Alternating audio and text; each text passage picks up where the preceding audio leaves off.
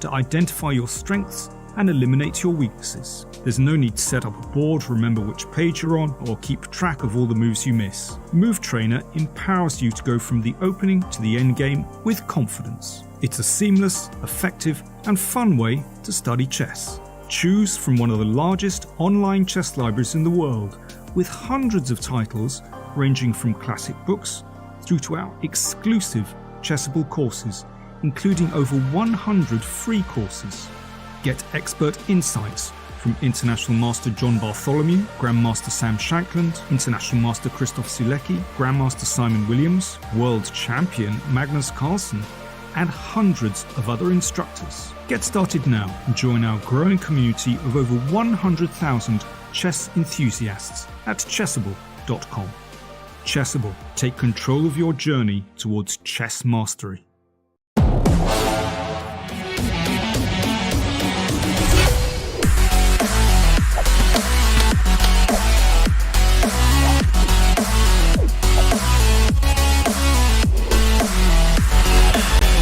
This game involves an element of financial risk and may be addictive. Please play responsibly and at your own risk.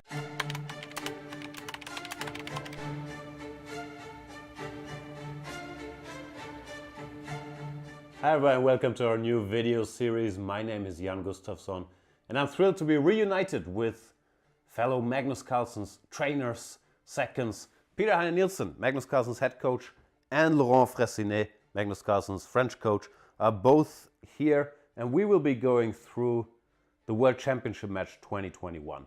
Our experiences with it, the games, what we prepared, where we felt things went well, where we felt things didn't go well.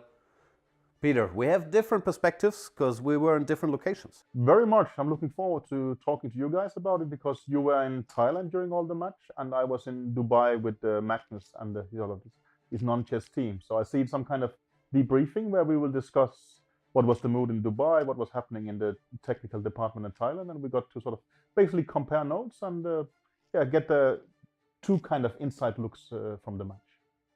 Very much so. And Laurent, we are actually in your private home. Thanks for having us.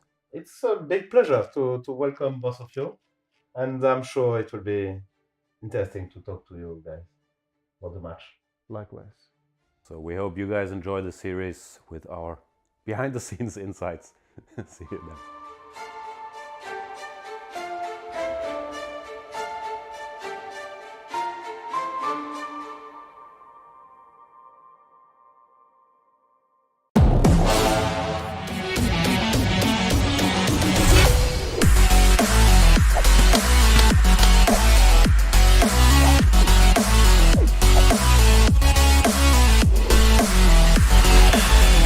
This game involves an element of financial risk and may be addictive. Please play responsibly and at your own risk. I kept Chessable a secret for 3 years at least, and I was using it for myself. And I, maybe never expected how big it would become. I have always been into games, and I think games are fun ways to pass your time. Sometimes they can be educational as well, but I think chess is a perfect game that has it all. It's a game that not only entertains you, but also teaches you about life skills, from things like time management to the consequences of your moves or your actions. Once you make a move, you cannot take it back.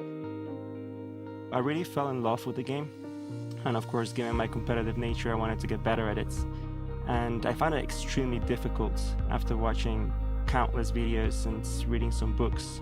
You would put in all that effort, and then when you get to the board, it's like it all disappeared, it all vanished, and you performed at the exact same level you were before that. And I looked around for a solution that could perhaps use the latest technology, the latest learning science out there to help you learn chess, and there was nothing. So that's how the idea was born. I've been building things since I was 14. And I always enjoy bringing a community together around a product. And we got a lot of energy from the chess community as well. Really from day one, when we announced Chessable, there was thousands of people who thought this was a good idea that had to be realized. And they've been fantastic with words of encouragement, support, advice, ideas on how to improve the product. And I believe they've been listened to over these years, and Chessable is exactly what that initial community wanted. And it's part of our product process to actually keep listening to them going forward into the next years. Chessable is definitely a product that was built by players for players. I think we have stuck to that vision, and it continues to be exactly the same. What has changed is we now have a lot more great people in chess helping us realize this. You know, when I started, it was John and I, there was 2 of us, and then at some point we had 3 or 4 people. We had a small community around it. But now there is really an incredible amount of people that I never imagined all pulling in the same direction. So the future is bright. It really excites me what we can achieve together, and I just look forward to it. It's been absolutely incredible to see the reception by some of the top grandmasters in the world, like Grandmaster Anish Giri and Erwin Olami. And this sort of validation across the spectrum of players is fantastic, and it's really what keeps the entire team going. So, fabulous. Hi, my name is David Sinemaza Kramali. I'm the co-founder and CEO of Chessable and the Chief Operating Officer of the Play Magnus Group.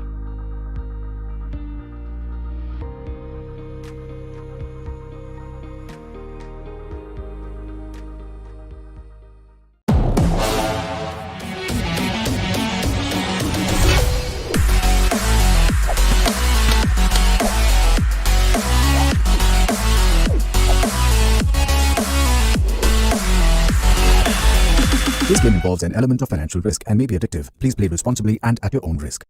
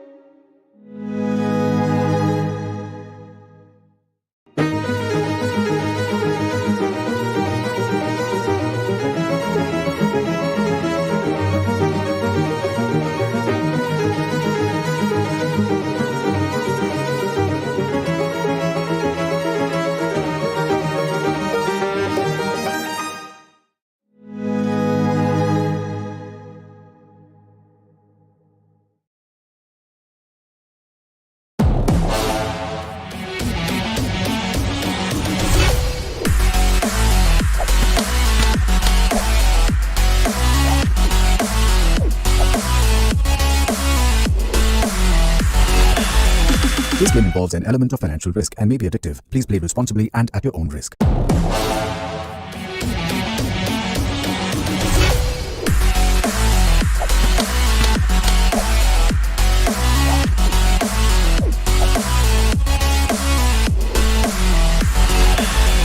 This game involves an element of financial risk and may be addictive. Please play responsibly and at your own risk. It's time to take control of your journey towards chess mastery. Magnus Carlsen introduces Chessable, the definitive solution for studying chess. Move Trainer uses the science of spaced repetition to identify your strengths and eliminate your weaknesses. There's no need to set up a board, remember which page you're on, or keep track of all the moves you miss. Move Trainer empowers you to go from the opening to the end game with confidence. It's a seamless, effective, and fun way to study chess. Choose from one of the largest online chess libraries in the world, with hundreds of titles ranging from classic books through to our exclusive Chessable courses, including over 100 free courses. Get expert insights from International Master John Bartholomew, Grandmaster Sam Shankland, International Master Christoph Sulecki, Grandmaster Simon Williams, World Champion Magnus Carlsen, and hundreds of other instructors. Get started now and join our growing community of over 100,000 chess enthusiasts at chessable.com. Chessable, take control of your journey towards chess mastery.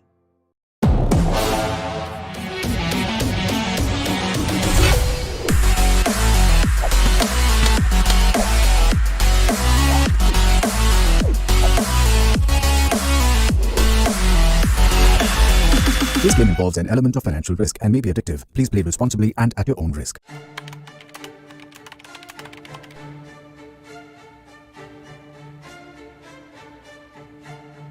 Hi everyone, welcome to our new video series. My name is Jan Gustafsson and I'm thrilled to be reunited with fellow Magnus Carlsen's trainers, seconds, Peter Heine Nielsen, Magnus Carlsen's head coach, and Laurent Fressinet, Magnus Carlsen's French coach, are both here, and we will be going through the World Championship match 2021. Our experiences with it, the games, what we prepared, where we felt things went well, where we felt things didn't go well. Peter, we have different perspectives because we were in different locations. Very much. I'm looking forward to talking to you guys about it because you were in Thailand during all the match and I was in Dubai with Magnus and his non-chess team. So I see some kind of debriefing where we will discuss what was the mood in Dubai, what was happening in the technical department in Thailand, and we got to sort of basically compare notes and get the two kind of inside looks from the match. Very much so. And Laurent, we are actually in your private home. Thanks for having us. It's a big pleasure to welcome both of you, and I'm sure it will be interesting to talk to you guys about the match. Likewise. So we hope you guys enjoy the series with our behind the scenes insights. See you then.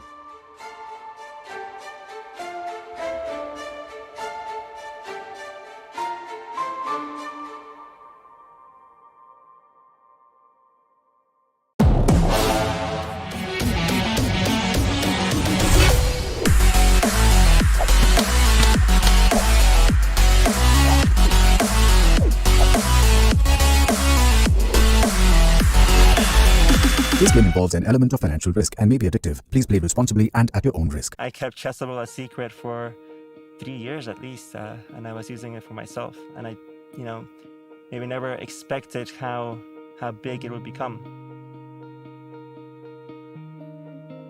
I have always been into games, and I think games are fun ways to pass your time. Sometimes they can be educational as well, but I think chess is the perfect game that has it all. It's a game that not only entertains you, but also teaches you about life skills, from things like time management to the consequences of your moves or your actions. Once you make a move, you cannot take it back. I really fell in love with the game. And of course, given my competitive nature, I wanted to get better at it. And I found it extremely difficult after watching countless videos and reading some books. You would put in all that effort, and then when you get to the board, it's like it all disappeared, all vanished, and you performed at the exact same level you were before that. And I looked around for a solution that could perhaps use the latest technology, the latest learning science out there to help you learn chess, and there was nothing. So that's how the idea was born. I've been building things since I was 14. And I always enjoy bringing a community together around a product. And we got a lot of energy from the chess community as well. Really from day one, when we announced Chessable, there was thousands of people who thought this was a good idea that had to be realized. And they've been fantastic with words of encouragement, support, advice, ideas on how to improve the product.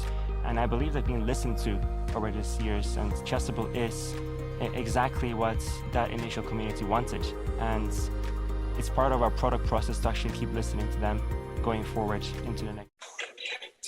Welcome everyone. We are back with the final day of the Indian Chess Tour sponsored by MPL, and I have GM Srinath with me.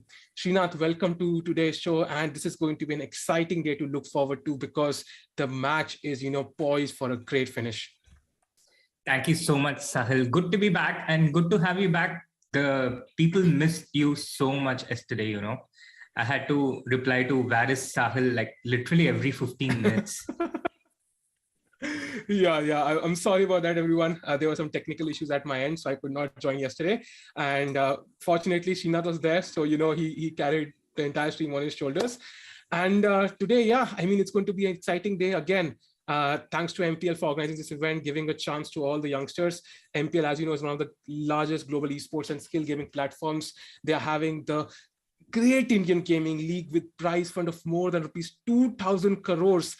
It's been 4 days, but I've still not counted all the zeros there. So chat, do check them out.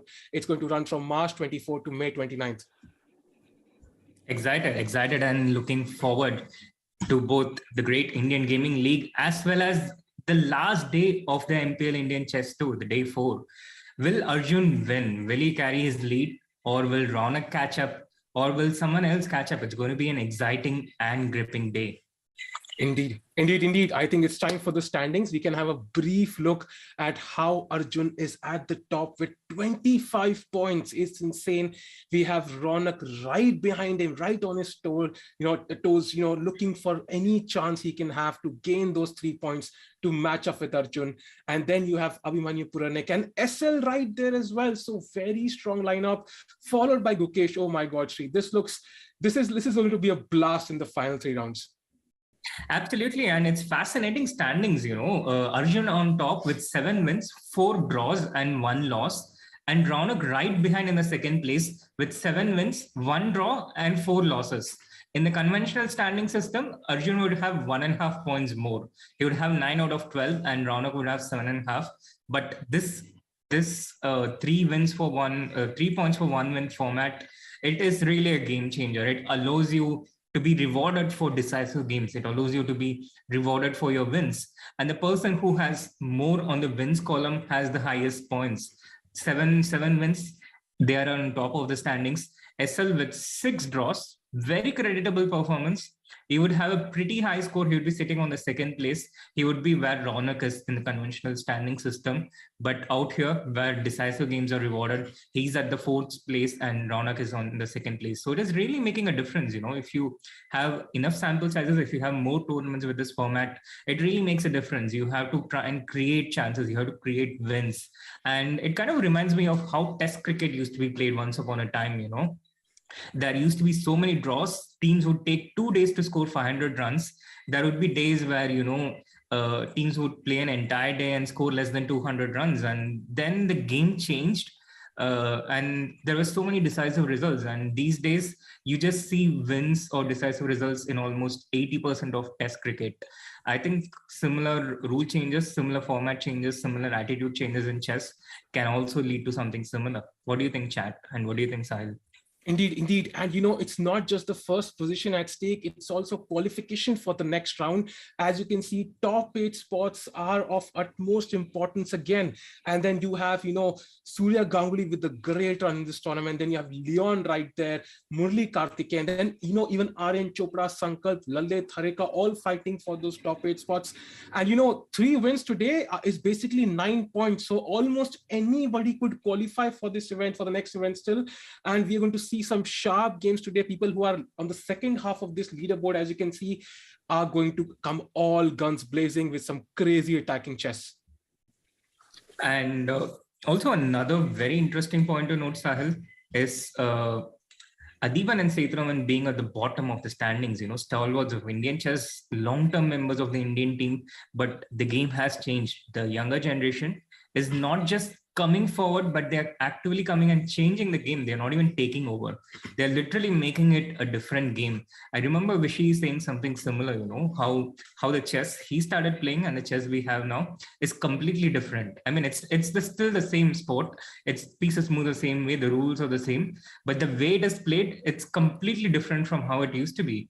And I guess it started with the Magnus Carlsen effect, but the youngsters are actively taking over. They're actively bringing forward the change and keeping moving it forward.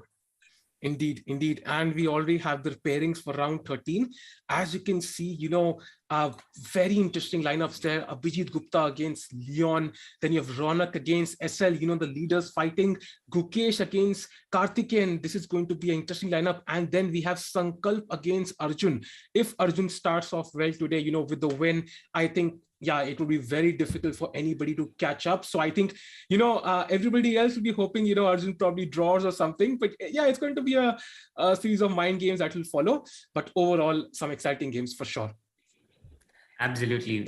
Overall, some exciting games. And it's not easy to give advice, even as a coach, on how the strategy of the player should be, whether they should be solid and be happy with a draw, or whether they should try a bit harder, go for it.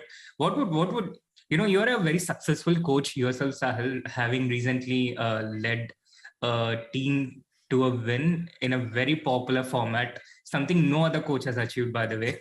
So what would your strategy be if you were advising one of the players?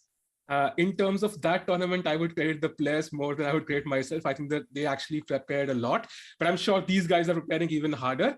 But all I would say is, I think when you're at the finish line, you're close to the finish line, I think just trying to not focus on the results and focusing on the game. I think this is pretty much well known to all these players. I think Erigesi Arjun, he's been on a winning streak. Yeah, I mean, he's not missed a single tournament.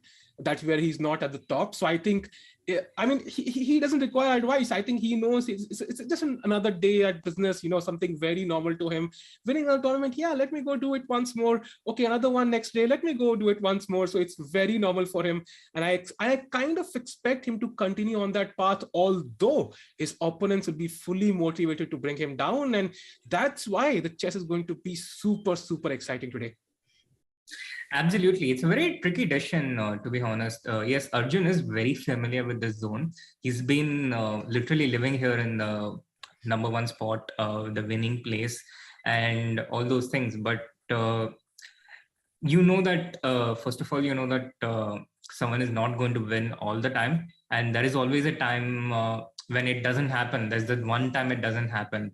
And that usually comes after a high. The fall comes after a high when someone gets a bit complacent, they get into the zone. The first time you're out there, you're very careful, you're very attentive, you pay all your attention to it, and you give your best. And then you get into that zone of comfort, you get very... it can lead to a bit of complacency, even when you're aware of it, even when you're warned against it. It can creep in sometimes. So that is the danger that Arjun must be wary of. And it's not a danger that is easy to avoid, even if you're completely aware of it. So that's going to be interesting. And secondly, it's not even, there's no clear strategy for Arjun or something where you can say, look, you score 2 out of 3 today and you're going to win this tournament. You can't guarantee that. Let's say Arjun makes 2 draws today and wins 1 game and he scores a total of 5 points. And Ronak could very well win all 3 games and topple him and win the first place. So there is no guarantee, there is no safe spot, which also means Arjun has to just play the way he has already played. And it could be a win, it could be a loss, it could be a draw. He can't play it safe. Yeah, agreed. Although one thing to point out is Arjun's, next 3 games that he has is against Sankalp, Adiban, and Sethuraman. So all 3 in the second half of the rankings. So that's very interesting there. So I think looking at this way, if Arjun is, I think he must be feeling confident today because he's playing players who are, absolutely great. They are great established chess players, but they are also players who are probably not in the best of forms in this tournament. So that should give him some more confidence. But yeah, as you clearly pointed out, it could lead to complacency. You might feel I'm already through. And then, Leon and, other players, Ronak, are breathing down your neck and they might catch up. So let's see how the games will progress. I think we should start them very soon in just 4 or 5 minutes. And which game do you think will be the most exciting in this round? I would definitely look at Sankalp against Arjun right up there, the game of the leader. Sankalp has been in the second half, but after a terrible first 2 days, he bounced right back. He won 3 games yesterday and slowed down with a draw at the end, but he made a hat trick yesterday. So that's one exciting game to look forward to. And then Raunak against SL Narayanan. Raunak is at the second spot, SL is at the fourth spot, both of them contenders for the first place. So that's also a highly, highly exciting game. And we can, of course, never count out Abhimanyu Puranik. He won 6 games in a row, and he has the white pieces against the beast who never backs down. True. And as Ishan has mentioned in the chat, still can't believe Tickoo has drawn with Arjun. I am right there with you, right next to you in that seat. Even I can't believe I've drawn against him. But that's something to write on my CV for later. But for now, we're going to follow his achievements as he goes through. But of course, there can be a lot of upsets. One lost game can completely turn the tide, and we might see what actually happens. So I also do expect Arigasi Arjun to, against Sankalp to be an exciting game. Also, then again, SL against Raunak will be a fantabulous game, I would say. And then, of course, we have players fighting for the top 8 spots, players like Sethuram and Adiban trying to prove their mettle. They want to play the next tournament. They want to gain back that confidence they might have lost a little bit in this tournament. So we will have a lot of exciting games, and we'll go through all of them one by one. And what do you think, Sri? Excited, and looking forward to it, Sahil. Yeah, indeed. I think we can go for a short break, and we can be back in just a couple of minutes. And yeah, let's see the games.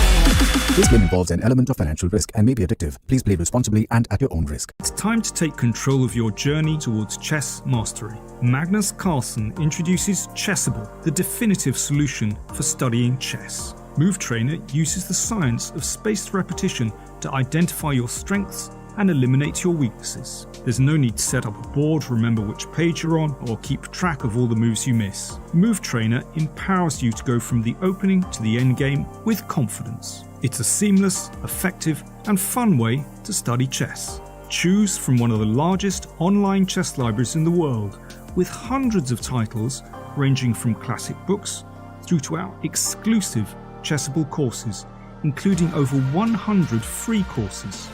Get expert insights from International Master John Bartholomew, Grandmaster Sam Shankland, International Master Christoph Sulecki, Grandmaster Simon Williams, World Champion Magnus Carlsen, and hundreds of other instructors. Get started now and join our growing community of over 100,000 chess enthusiasts at chessable.com. Chessable, take control of your journey towards chess mastery.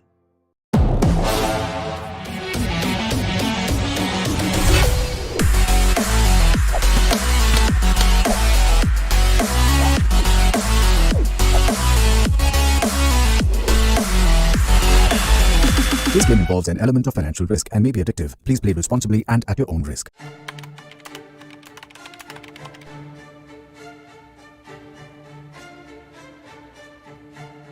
Hi everyone, welcome to our new video series. My name is Jan Gustafsson, and I'm thrilled to be reunited with fellow Magnus Carlsen's trainers, seconds, Peter Heine Nielsen, Magnus Carlsen's head coach, and Laurent Fressinet. Welcome back, everyone. We are back for round 1. It's time. It's 3:30 IST already. And again, a shout out to MPL. They've done some amazing things for Indian chess, and you can definitely check out the Great Indian Gaming League that is going to take place from 24th March, 29th May with 2,000 crore rupees, the total prize fund, which is just insane to even visualize. And yeah, we have the games right now, Shri. So we can maybe start with the game of Sankalp against Arjun now. Yeah, we have the Sankalp Arjun game right there. The first move hasn't yet been made, but we have the first moves in some of the other games. Puranik started with knight f3 against the beast, and Raunak started with 1e4 against SL Narayanan. Oh, Arjun goes for a center counter against Sankalp Gupta. Wow, I didn't see that coming. Yeah, that's very surprising. Even I did not expect it at all because he's in such a comfortable situation. Maybe he did not need to go for this, but I think that also shows how confident he is with his prep and with his feelings right now. He's feeling okay. I can handle this. I can do what I want to do, and maybe he has seen some weakness in Sankalp's way. He has prepared something because in rapid chess, preparing is not as simple as classical chess, but at least for the first round of the day, it's very much possible to prepare really in depth. And maybe he has seen something of a flaw in Sankalp's prep, and let's see how it goes. Absolutely looking forward to it. And a bit of an additional information, Sankalp and Arjun are actually very good friends. They are very similar in age group.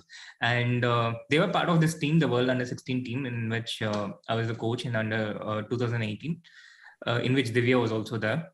And they have been quite good friends since then. And this is the one game where I had absolutely no clue what was coming, because I work with both of them, and the one game I couldn't discuss with either of them. So the E4 D5 thing was a genuine surprise. Yeah, true. Somebody saying, where is Nihal? You might see Nihal in the coming tournaments, Ishan. Don't worry, I think he will be there. But for now, I think it's Erigesi Arjun playing against Sankalp. Sankalp has the white pieces. And Shri, do you think this move F3, it will create some complications for the white king now? Or is it just opening theory and white is doing what he knows exactly? I think white is doing what he knows, and also I expect white to castle long at some point. So I think it keeps the options open, and it's one of the advantages of delaying the development of knight to F3. I think Sankalp did that consciously and deliberately so that he can drive away the bishop. On the other hand, it seems like this was something Arjun expected, and he's just blitzing out the moves. So honestly speaking, if Arjun has this prepared, then he's going to get the kind of position that he wants, if he's not bluffing. Yep, and he has played c5 very quickly. And so white's king is not castled, and he needs, either he can castle king side, or he needs at least 3 moves to castle queen side. So black is like, let me counter in the center immediately with the move c5. And so he will of course like to plonk his knight on c6, but white has d5 for now. So let's see how the opening progresses. Although the queen can be attacked, white takes on c5. Very interesting choice by Sankalp there. He takes on c5. And now how do you think black will capture back? Will he take with the queen? Will he try to play e6 and then capture with the bishop? If I can do e6 and bishop into c5, I will do that. If it is concretely possible. There's also the option to do the same with e5. And if I can do it as black, I would try and get my bishop developed in one tempo, because I've made a lot of moves with the queen already as black, queen d5, queen e5, and to move it one more time, queen into c5, I'm spending a lot of tempos with just one piece. So if I have a choice, if I can do it, I would bring another piece into the action, so I have more of my pieces playing. And he goes with e6. Yeah, that's evidence for you that one of the great minds behind the rise of Erigesi Arjun is Shri, following his advice very quickly, and he will probably try to take with the bishop. White tries to defend it, but to be honest, black can still take it. And a way to kind of completely equalize would be to just take and play something like queen d4, which would really piss Arjun off. He would have aimed for a fight with his e4 d5. So if the position kind of liquidates like this, he wouldn't be happy about it. But on the other hand, white doesn't really have much out of the opening. So it's an equal position, and if white wants to keep things safe, then he would go towards that direction: bishop into c5, queen into c5, queen d4. Not quite in Sankalp style, but if he wants to play it safe, that would be what he does. True, indeed. And maybe we can switch to another game for a brief moment. I think this is going to be a few exchanges now. So maybe we check out the game between Aryan and Sethuraman, because there's a knight on h5, which is a bit awkward, but for now it all looks safe, and black is countered with the move f6. And so how do you expect white to react to this? First of all, I think it seems like there's evidence that Sethu is really going for it. Yeah, he started with one e4 g6, the modern defense, and it shows. I think to me it shows that Setu really wants to win the 3 games today and try and get into the top 8, or at least make the best out of this tournament. Now, as far as this position is concerned and how he will react, it looks like e into f6 is the only move, no? Because if I play something else, the e5 pawn hangs. Is there another way? I don't see it. Yeah. He should probably end up taking. Somebody in the chat is asking, how did India manage to get this brilliant generation in chess? To be honest, it's thanks to people like Srinath only, who have put in a lot of effort behind these kids, trying to train them, get them better. And also players like me who have voluntarily, sacrificed my rating so that they can go up. So it's a combination of all these players. But overall, I think it's their hard work. I think, a coach can definitely show you the direction, but I think these guys are really hardworking, really ambitious. And Arjun, I think his rise has been very dramatic. And I think all these guys, in fact, not just Arjun, are going to make India proud someday. And they have already in many occasions, but we might as well see somebody playing the World Championship in the coming years. It's totally possible. It's a combination of so many different things, different generations working together, taking things one step forward, so much more opportunities. But most importantly, I think it's also a bit of a coincidence that we have so many geniuses coming in one generation. These guys are I think they're just genius level, they're not only brilliant chess players, but they also have a very keen sense of what they need to do to improve their chess. They have that intuition, which, for example, it's not natural. A question that a lot of people have: how do I improve? How do I get better? They're very good at answering these things themselves, and I think that also plays a major role. And we have this coincidence of so many geniuses coming in just one generation. True. Talking about geniuses, I think maybe we can have a brief look at the game between Ronak and SL, because that's an all-important game. Because if any person ends up winning that game out of SL and Ronak, I think the other will have a very tough job of, let's say, at least reaching the first rank. So this is going to be a very important game. Ronak has the white pieces. He would like to win this and try to at least give a challenge to Arjun in terms of the first rank. And he has put his knight on e4. And moves like f5 feel really tempting here to me. Shri, what do you think about the move f5? Because when I look at this position, I'm like, okay, this looks like a free tempo. Let me play f5. Is the weakness along the diagonal something white has to be wary of? I think the thing with a move like f5, it increases your control of the center, but what it does is it instantly weakens the e5 point, and that should be something you should be very careful about, because the pawn structure itself in general, when black plays d5, white takes c into d5. What it does is it opens the d line for black and it opens the e line for white. And the attention immediately shifts to the e5 pawn for black and the d3 pawn for white. So knight into d5. Right now, due to tactical reasons, the c3 pawn is hanging. And also with knight into e5, rook into e5, quite often there are moves like queen f6 hitting the f2 pawn. So white usually slowly goes about exerting and increasing the pressure on the e5 point. But if black plays something like f5, it can get very provocative. White would just go knight g3, and you can't take the pawn on c3 anymore because the e6 bishop would hang. And gradually this e5 pawn would become a weakness. So you have to be very careful when you make a move like f5, I think. Indeed. And black has just played the move rook to e8, and Ronak simply defends the c2 pawn with the move queen c2. And it's SL who's thinking right now. We might see, and I think there's going to be clear incentive for people to go for the initiative now, because the standings are so close, especially for somebody like Ronak and SL, because they're kind of almost short of a spot in top 8, not just yet, but almost there. So they know, they have nothing to lose almost, so they will go all in this game for sure. And it will be fun to follow this game for sure. And SL very focused. Ronak has this typical pose. He's playing around this hair. I think in all these many tournaments actually all across the world which he plays, and we'll see what happens. So maybe we can have a brief look at the game between Arjun again, because as I can see, it's gone into an end game now, and this looks more and more like a draw to me. More and more like a draw. What do you think, Shri?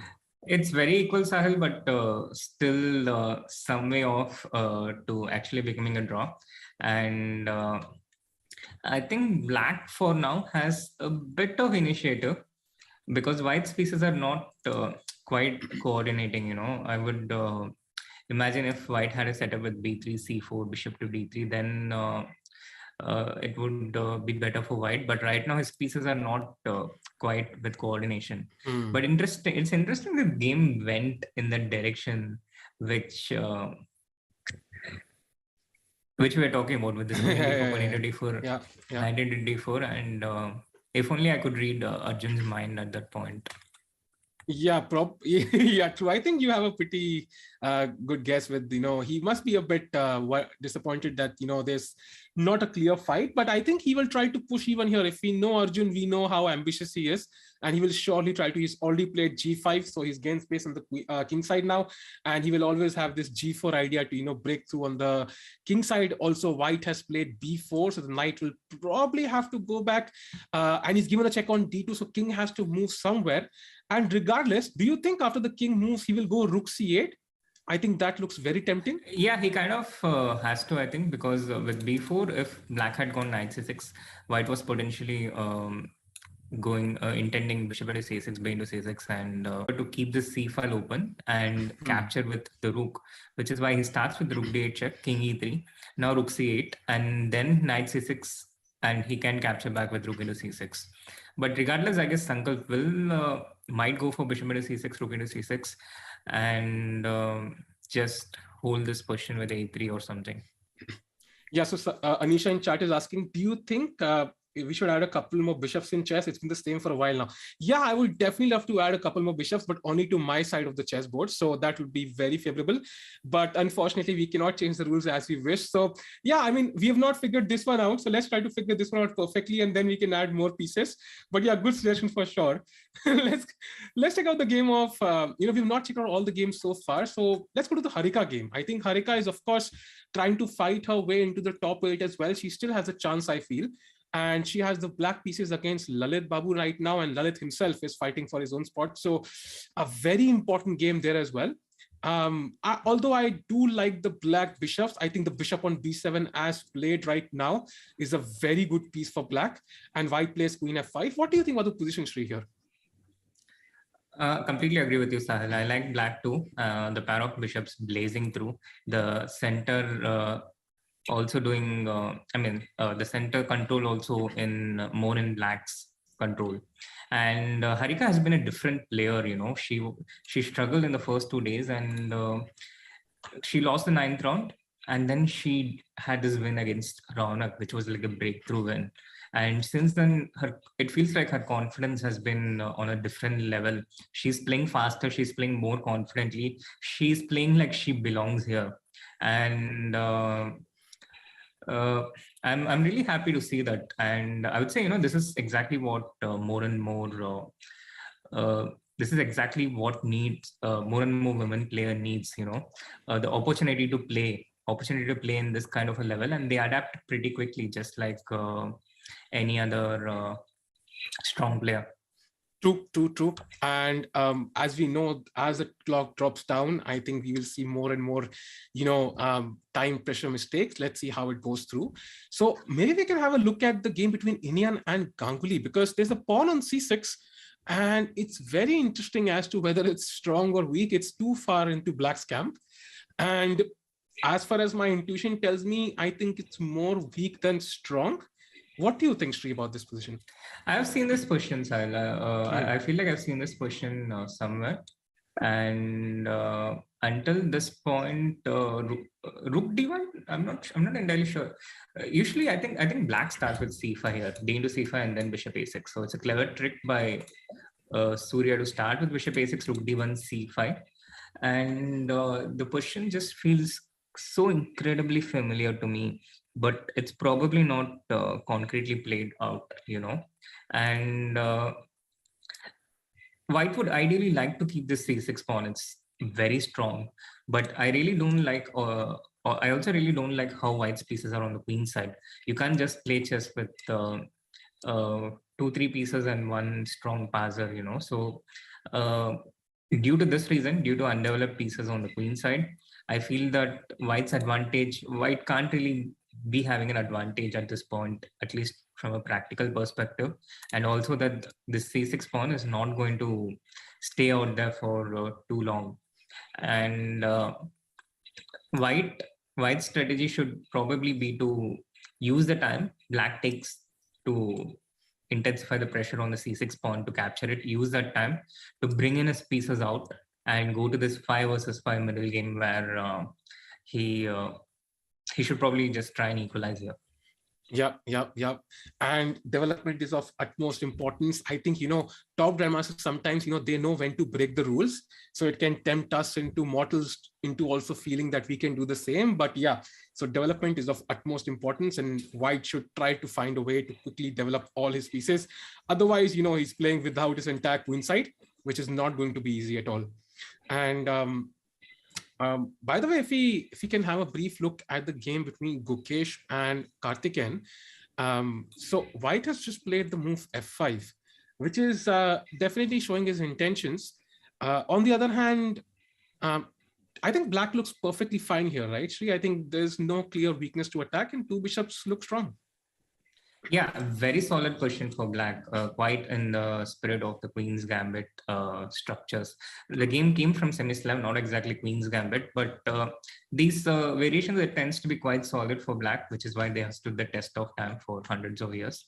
And yeah, completely agree with you. No weaknesses for black. The f5 doesn't really threaten anything concretely for the moment. And the capture f into e6, bishop into e6 will only help black get that bishop get closer toward the centers, get some fresh air and breathing space.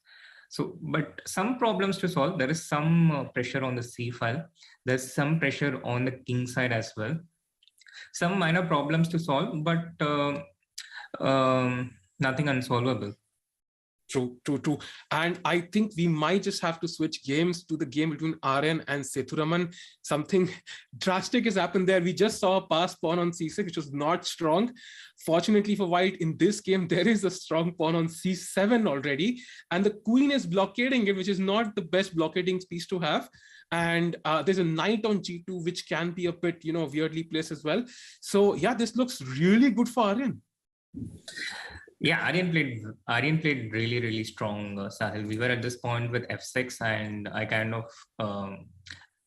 asserted that e into f6 is the only move, but he played this very strong move d5, which is something I had also considered, but I wasn't sure how white would react to bishop at f3, bishop at f3, knight into e5.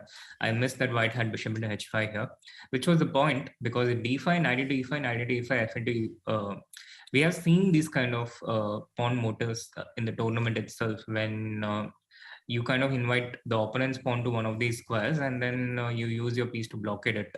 e5, d into e5, d5. We saw this in the semi-Tarrasch as well. d5 takes and e5 and similar things.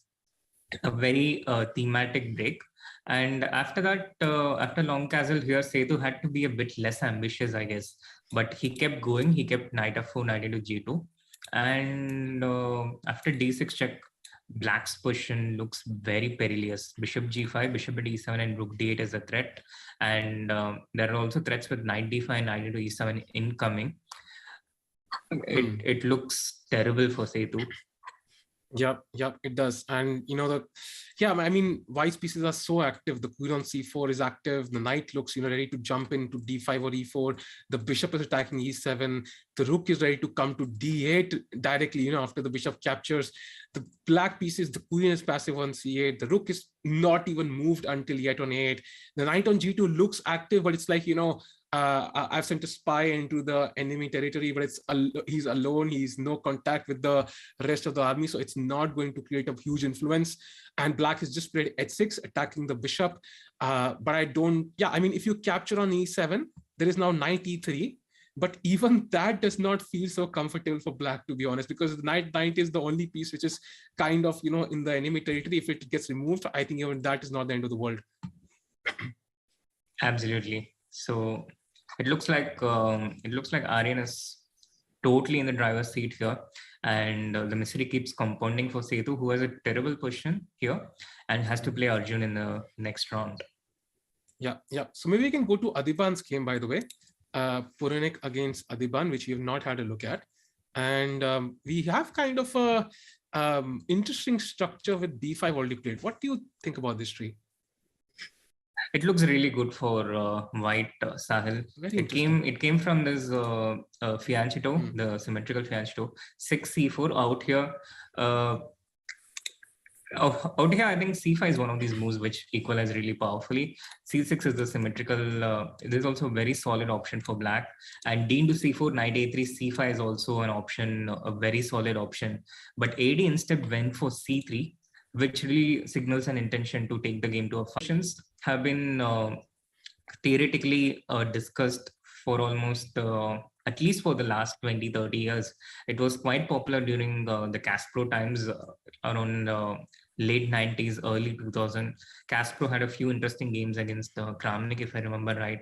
But it has always been a bit of a risky system from what I've analyzed and checked with Stockfish for black. But it's quite in the style of AD to go for something like this. And it looks like AD has also come with an intention to fight it out. He wants to go for it, try and score as many points as he can in the last 3 games. But like Sethu's risky opening, it also comes with a risk. And the risk of playing such openings, you can end in a bad position.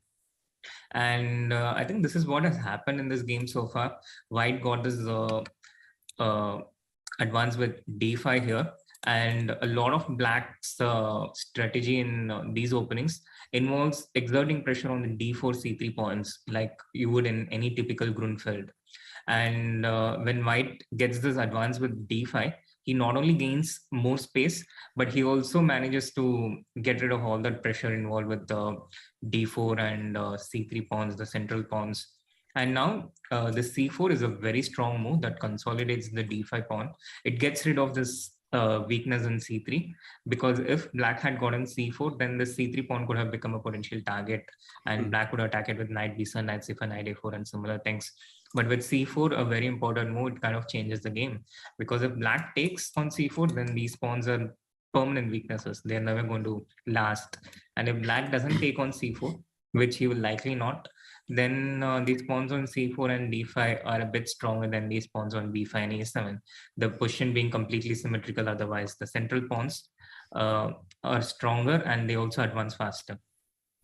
Indeed. And just to point out this maneuver which white played, queen to a4, followed up by queen to h4, a very common maneuver. When you're trying to attack on the king side, that's why black quickly went queen f6, trying to exchange this, even though there was not necessarily, white's pieces that were kind of not set up necessarily for this attack, but still, this is a very interesting idea. Sometimes you want to head to the king side, then knight g5 and so on, but white tried it, but somehow black quickly exchanged queens. And now, as she mentioned, this c4 move is really good, trying to avoid any sort of weakness on c3. And Adiban, yeah, I think both players actually fighting for the win here. It's very obvious. They're not holding back at all, for sure. Absolutely. No holding back, no holds barred. But AD's time situation, once again, a bit worrying. He has been a bit on the slower side so far in this tournament. He has gotten low on time, and that has been a drastic reduction in quality. He has gone lower on time. So I think Abhimanyu firmly in the driver's seat in this game and a big favorite to score a point. Yeah. And by the way, if we can skip to the Erigesi Arjun game, once again, Arjun, I think looks slightly better in this position. He has gained a lot of space on the king side with his pawns.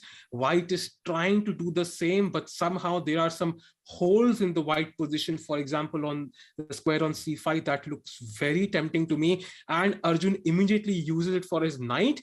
And I'm not sure what the exact valuation is. Maybe it's still holdable, but it does look like black is the one taking the lead here. What do you think, Sri? Absolutely, sir. I'll completely agree with you. It's a very interesting position, 6 pawns each, 1 knight each.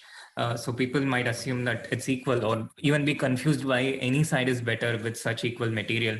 But the fact of the matter is the pawn structure is slightly different And white has 3 pawns and 2 pawns on the queen sides. If we divide the board by 2, queen side and king side, white has more pawns on the queen side. So thematically, you might say white has the queen side majority.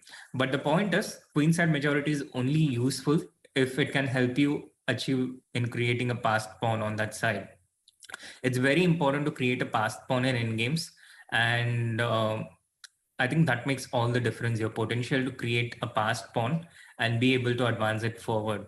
And that is really the game changer in this position, because on the queen side, where white is stronger, white is not able to advance his pawns. He's not able to create a passed pawn. The knight on c5 is firmly blockading it, and there's no way forward for white.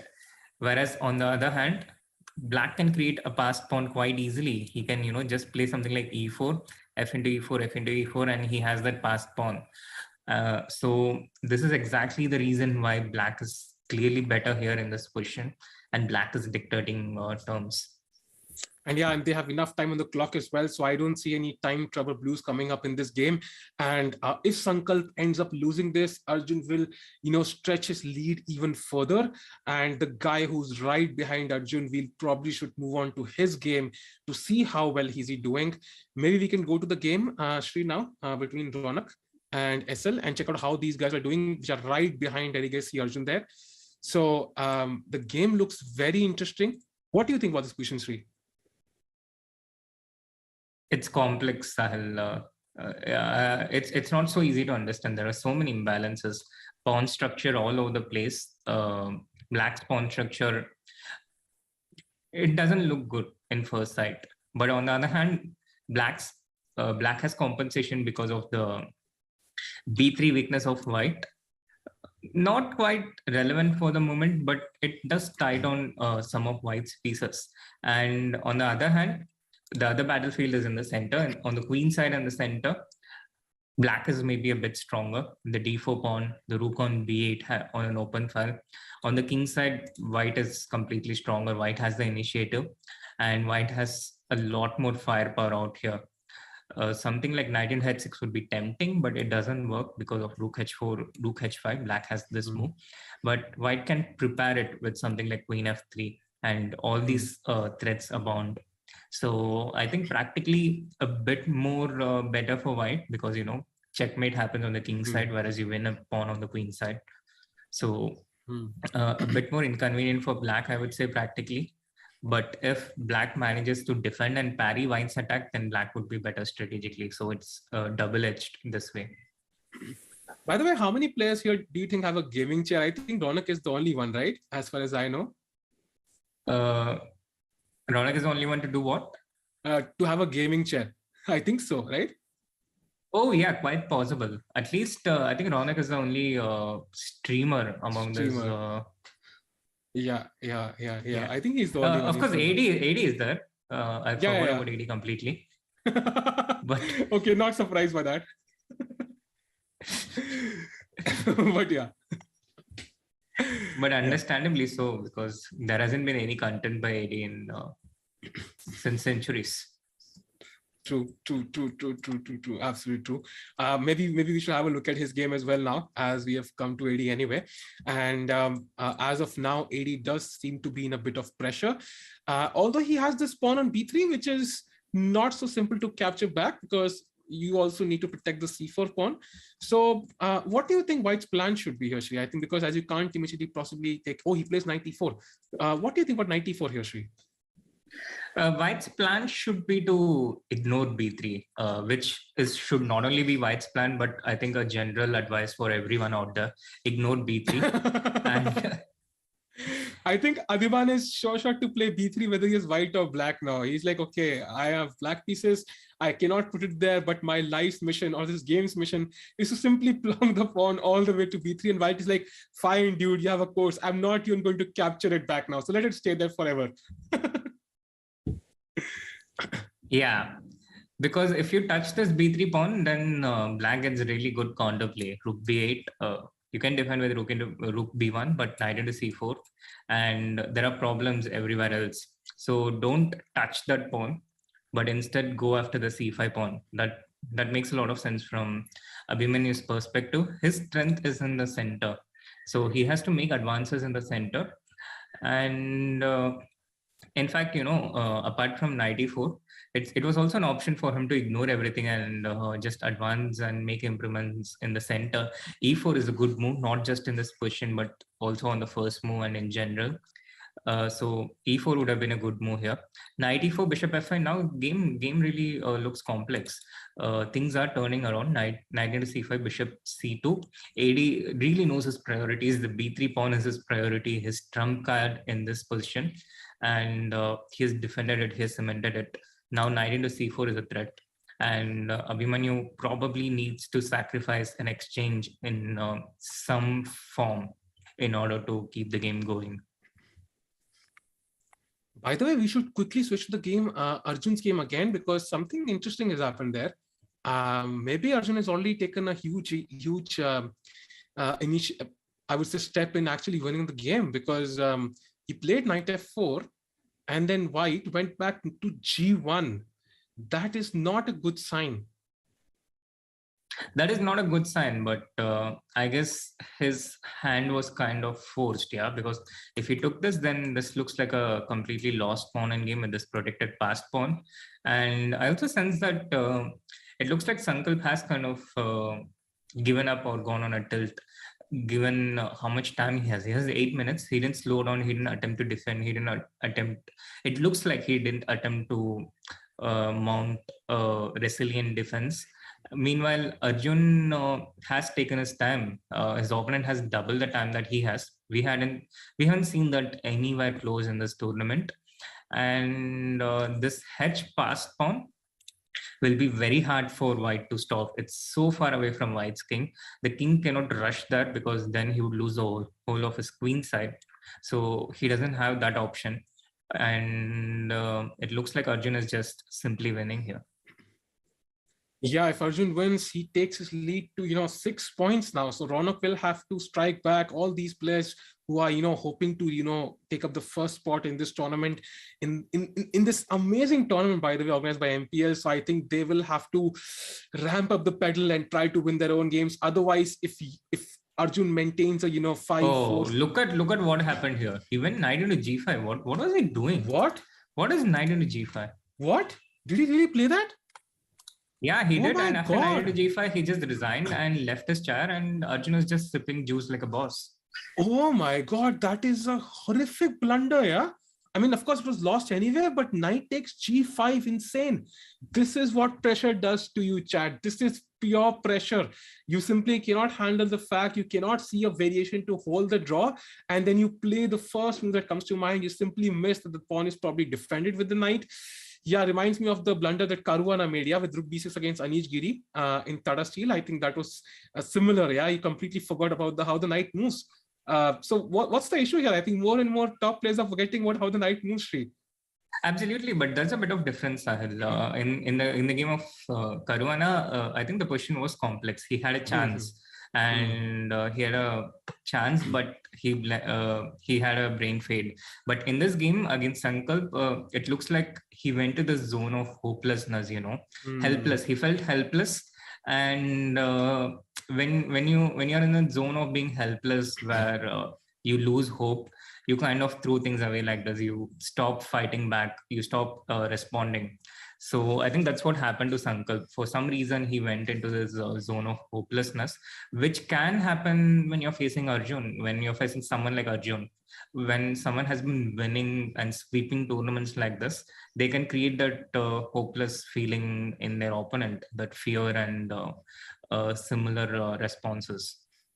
True. And that would really be good news for Arjun. I think he's still not there. It's still some way to go, I think. But that's a huge step for Arjun to, kind of winning this tournament as well. And now I think it's time to head off to the Ronak game, most likely against SL. That is going to be a cracker of a match with huge importance now. I think this match is really, really important. Absolutely. Everything depends on Ronak. If someone can still catch up with Arjun in this tournament, Ronak has to win. and that's pretty much the only way someone can stay up in the chase against Arjun, because things not looking great for Abhimanyu. AD is doing what he does against Abhimanyu. He played B3 and he got a winning position. So AD doing what he does best, and also things not looking great for Gukesh. If we can have a quick look at that, Gukesh against Karthikeyan. He's better. He's a pawn up, but also black has this very strong pawn on d3 and the opposite color bishop. So there is hope for Gukesh. He has more time, but also black not doing as bad as the computer evaluation shows, I think. Yeah, true, because I think if the pawn is on d2, it's a defended pawn with the bishop can never really be removed unless you sacrifice an exchange. That's always going to be difficult for white to convert. There is no doubt. You have to keep the king close, and it's not as easy to convert any opposite color bishop endgame. Leave around, any endgame where your opponent has a pawn on d2, which is very difficult. You have to keep one or two pieces always passive to kind of hold on to that pawn. But some chances for sure. There's no doubt he has some chances. And I think we are going to see a lot of results in this round. I think not many draws going to happen. Yeah, absolutely. That has been the way things have gone in this tournament. I think after the first day or so, initially people, were playing like it's an older format, and there were a lot of draws on day one. But from day two, it looked like something had changed. People started shifting gears. People started playing in a different way altogether. They started going for this fighting stuff, and it takes two to tango. And I think it has been amazing spirit shown by all the different players. They have all cooperated together to create fighting decisive games in this tournament. For example, take Adiban. He looked down and out, has had a terrible tournament, but he came there all guns blazing. He came there with a full intent to fight, and he not only did that, but he's in fact winning against Abhimanyu right now, who also has set the tournament on fire. Wow, that's awesome. That is really cool. And yeah, I mean, I think we will see so many results, and I think even in drawn positions, people will fight it out till the end, because I think now they have, either not much to lose, or they want to at least give their best. And that's always a good feeling. Yeah, you give your best regardless of the result. Although stopping Arjun is becoming more and more of a difficult task for everybody now, but I think we will see some upsets. We will see some challenge to Arjun. I don't think it will be it will not be an easy path for Arjun, I think, to reach the first point. I think he will definitely face some challenges.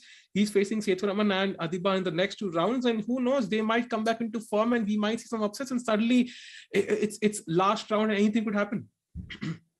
Absolutely, anything can happen, but it all depends on whether Raunak manages to win this game now, Sahil.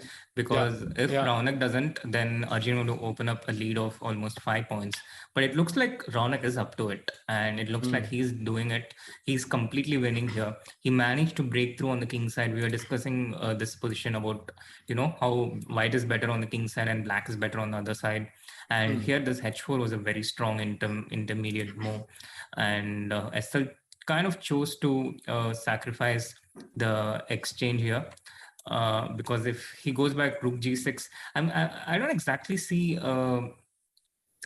how devastating this is for black, but it looks bad at the very least. Rook into f5, attacking the pawn on f7, having pressure on the c5 pawn, a5 pawn is falling, and probably all these things convince SL that he had a better practical chance if he sacrificed the exchange, which he did. But white is just now mopping up all the pawns. He took the c5 pawn. Here d4 pawn is hanging, the g5 pawn is hanging. He captures it with a check. The a5 pawn is hanging. White just has to be careful to avoid some kind of a perpetual attack on his king.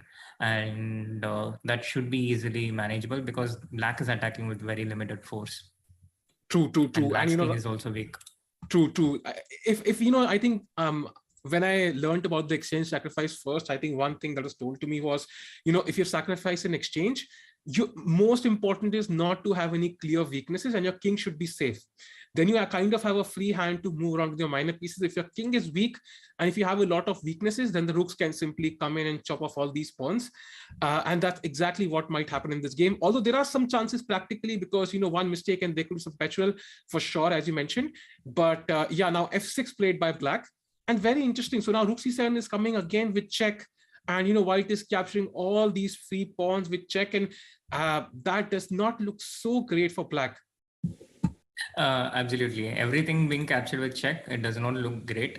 But as far as black is concerned, he has to just try and prolong the game. When you're worse, when you're this worse, you have to keep it going one at a time. Like you have to just survive. It's like driving a car on a dark night. You see 100 meters and you have to just keep going.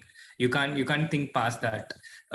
It's similar here. You have to just keep surviving, and then opportunities open up. If you survive for long enough, if you keep resisting, it frustrates your opponent. You show that resilience, and it also opens up opportunities for you if you stay there long enough. True.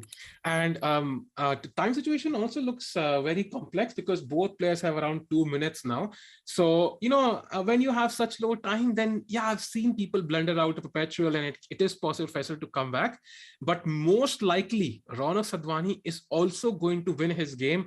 And that means he will also gain 3 points. He'll be right behind Arjun. So Arjun not completely through as the winner of this tournament just yet. By the way, if we go to Gukesh's game, White's king has walked up all the way to g4 now, and I think he's not going to stop at that square either. Very well pointed out, Sahil, and very interesting. He advanced the king because he chose not to get boxed in on g1 and h1, but it looks like the advance hasn't quite gone well for Gukesh, because he lost his h2 pawn. The g2 pawn is hanging, so black can even give up the d3 pawn and collect all the other pawns, rook into g2, rook into b2, and you do need to have some pawns in order to try and play for a win, and it looks like Gukesh is not going to have a lot left. Yeah, 2-2-2, and this might peter out to a draw because again, opposite color bishops, high drawish tendency, and we will see some draws as well. Also, one more position where we might see a draw might be Indian against Surya. We saw a similar endgame, I think, where we expected a draw on day 2, which feels like just yesterday for me for some reason. I don't know what that reason is. So so we have, black has 2 pawns on the queen side, white has 1, but there's an edge pass pawn, so should be an easy draw for both sides. Although you never know with these positions. Yeah, I mean, white should probably take on a5 very quickly. You're right, Sahil. You never know with these questions. The only way to find out is by calculating to the end, which means you either need to have a lot of time or you need access to stockfish, neither of which the players have at this point. True.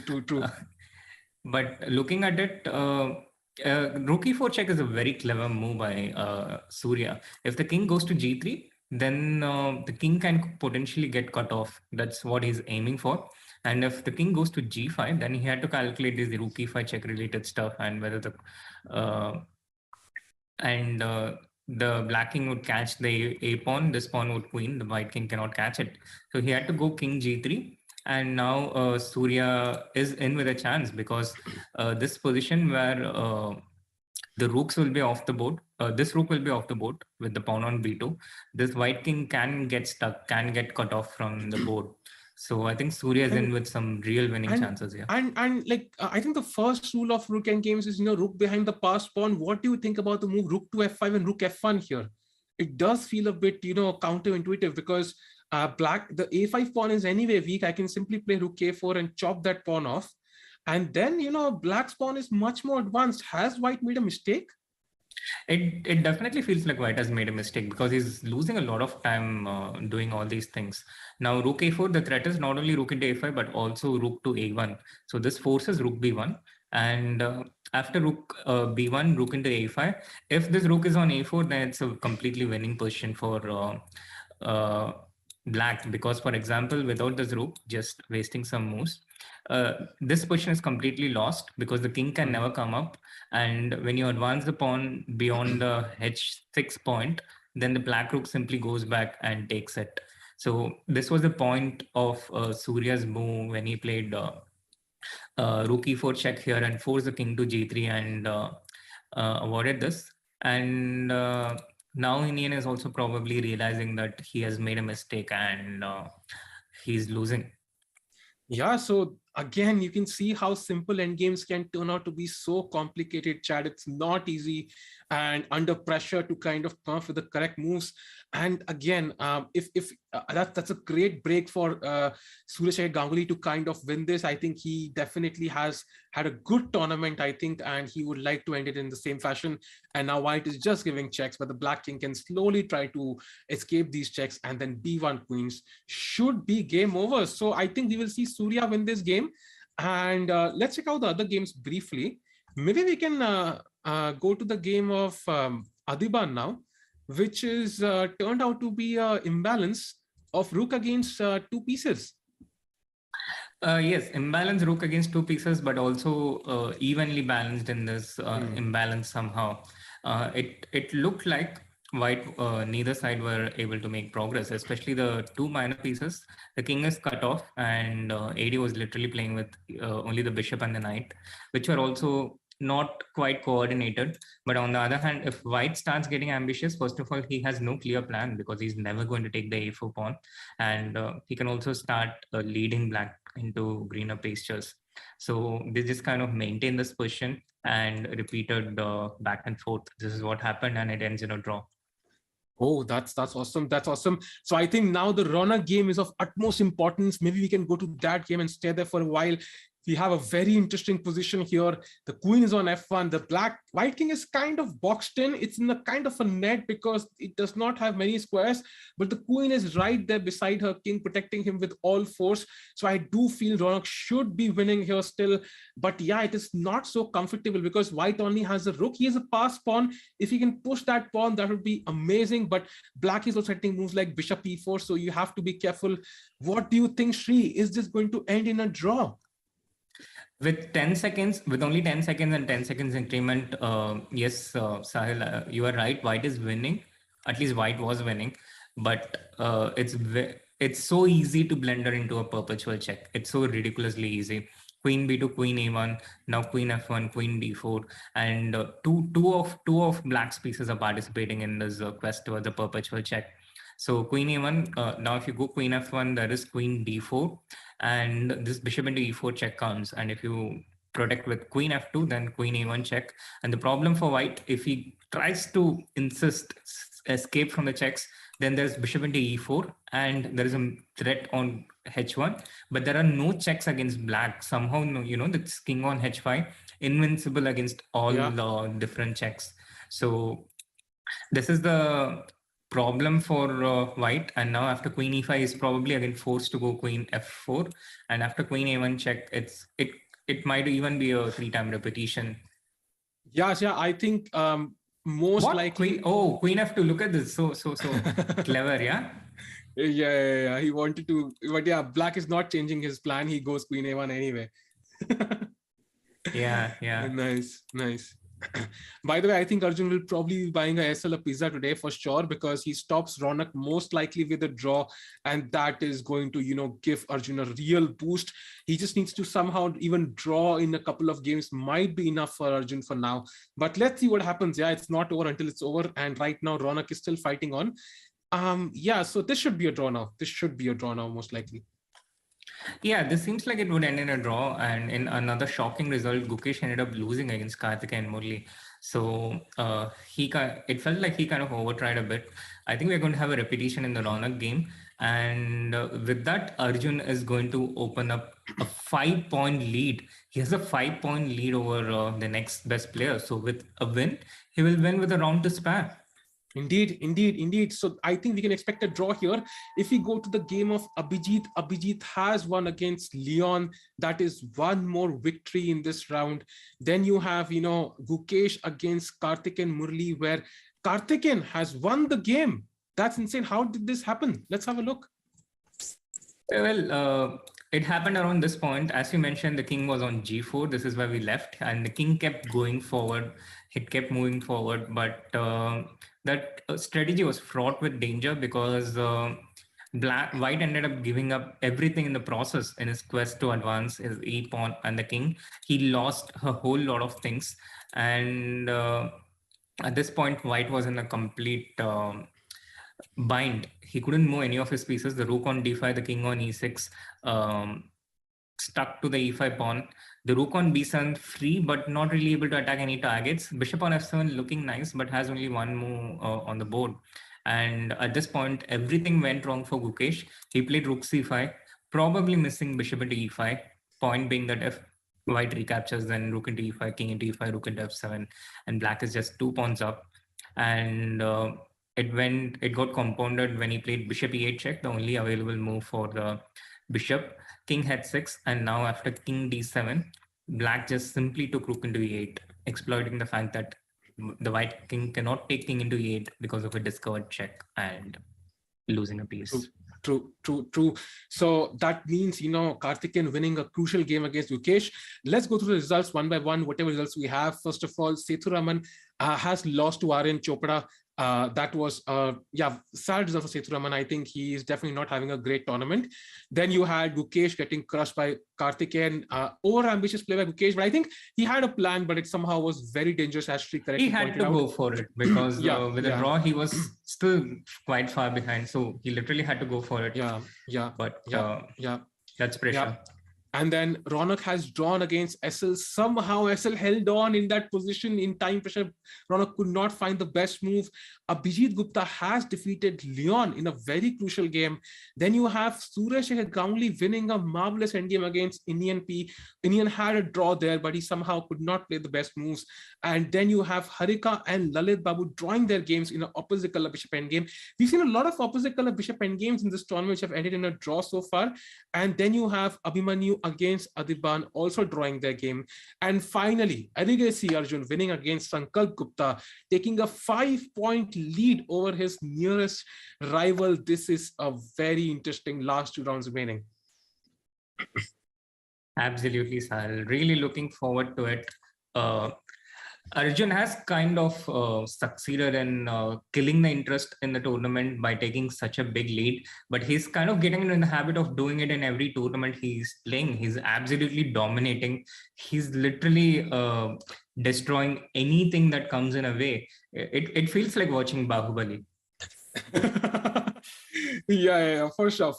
And then he sips his juice peacefully after the game finishes. Almost if you're his opponent looking at him, then you almost get this feeling of what did I just do. That's but his play has been just immaculate. Consistently for the past 1 year, 1.5 years, he's won all these amazing tournaments, including the Tata Steel Challengers, which qualifies him for the Masters. So a lot of interesting tournaments there that he's won. He's played amazing chess in OTB chess as well. And in the last 2 rounds, he plays Adiban and Sethuraman. Will be fun to follow. So who do you think? Do you think is there any chance for Ronak to kind of catch up now, or do you think Arjun will kind of cruise through as the first place? You never know. As I said, things can go wrong at any point. Quite often it goes wrong when you expect it the least, and a fall can always happen, especially after you get a high. So you never know, and it can. We have seen so many times when things hit you when you least expect it. So you still have to see how it goes. Yeah. And chat with that, let's take a short break. We'll be back right after with the next round. It is the fight to be looked forward to.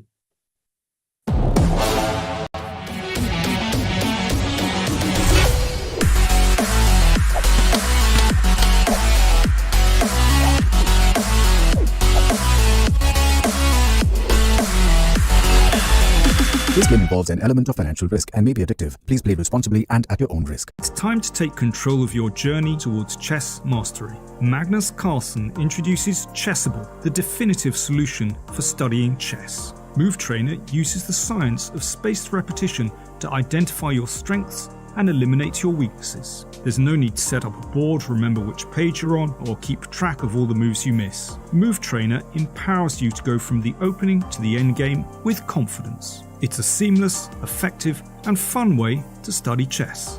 Choose from one of the largest online chess libraries in the world, with hundreds of titles ranging from classic books through to our exclusive Chessable courses, including over 100 free courses. Get expert insights from International Master John Bartholomew, Grandmaster Sam Shankland, International Master Christoph Sulecki, Grandmaster Simon Williams, World Champion Magnus Carlsen, and hundreds of other instructors. Get started now and join our growing community of over 100,000 chess enthusiasts at chessable.com. Chessable, take control of your journey towards chess mastery.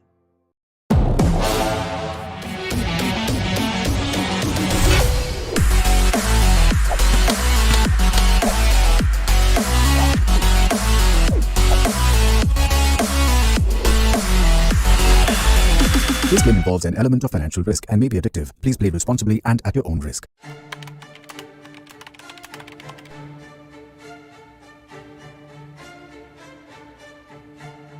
Hi everyone, welcome to our new video series. My name is Jan Gustafsson and I'm thrilled to be reunited with fellow Magnus Carlsen's trainers, seconds, Peter Heine Nielsen, Magnus Carlsen's head coach, and Laurent Fressinet, Magnus Carlsen's French coach, are both here, and we will be going through the World Championship match 2021. Our experiences with it, the games, what we prepared, where we felt things went well, where we felt things didn't go well.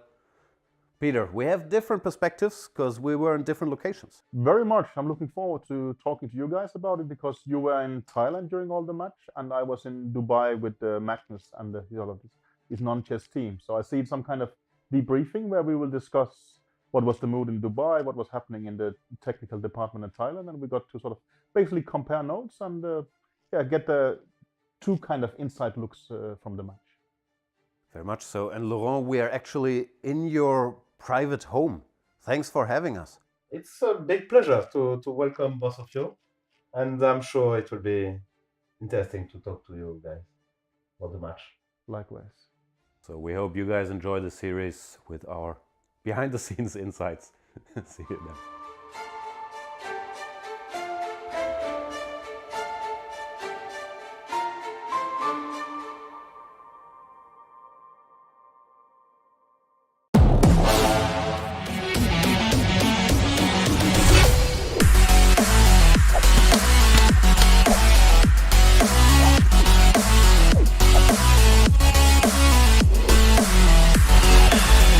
This game involves an element of financial risk and may be addictive. Please play responsibly and at your own risk. I kept Chessable a secret for 3 years at least, and I was using it for myself. And I, maybe never expected how big it would become. I have always been into games, and I think games are fun ways to pass your time. Sometimes they can be educational as well, but I think chess is the perfect game that has it all. It's a game that not only entertains you, but also teaches you about life skills, from things like time management to the consequences of your moves or your actions. Once you make a move, you cannot take it back. I really fell in love with the game. And of course, given my competitive nature, I wanted to get better at it. And I found it extremely difficult after watching countless videos and reading some books. You would put in all that effort, and then when you get to the board, it's like it all disappeared, it all vanished, and you performed at the exact same level you were before that. And I looked around for a solution that could perhaps use the latest technology, the latest learning science out there to help you learn chess, and there was nothing. So that's how the idea was born. I've been building things since I was 14. And I always enjoy bringing a community together around a product. And we got a lot of energy from the chess community as well. Really from day one, when we announced Chessable, there was thousands of people who thought this was a good idea that had to be realized. And they've been fantastic with words of encouragement, support, advice, ideas on how to improve the product. And I believe they've been listened to over these years, and Chessable is exactly what that initial community wanted, and it's part of our product process to actually keep listening to them going forward into the next years. Chessable is definitely a product that was built by players for players. I think we have stuck to that vision, and it continues to be exactly the same. what has changed is we now have a lot more great people in chess helping us realize this. You know, when I started, it was John and I, there was 2 of us, and then at some point we had 3 or 4 people. We had a small community around it. But now there is really an incredible amount of people that I never imagined all pulling in the same direction. So the future is bright. It really excites me what we can achieve together. And I just look forward to it. It's been absolutely incredible to see the reception by some of the top grandmasters in the world, like Grandmaster Anish Giri and Erwin Olami. And this sort of validation across the spectrum of players is fantastic, and it's really what keeps the entire team going. So, fabulous. Hi, my name is David Sinemaza Kramali. I'm the co-founder and CEO of Chessable. Okay, chat, we are back for the second last round of today. It's going to be an interesting battle. Erigay Arjun in the lead. I have GM Srinath with me. We're going to go through all the games. Srinath, how do you feel about this round? Will Erigay Arjun go through? I first want to see how the opening turns out before making a comment on that, Sahil. It has started very interestingly, the Nimzo Indian defense, the Rubinstein variation, but curious what Setu has in mind here, where he exactly wants to go. C into d5, into d5, I guess he'll go a3, which is recently trending. It was played by Aronian against Vidit. Aronian won that game. He defeated Vidit in the Grand Prix, and a relatively new and trending variation.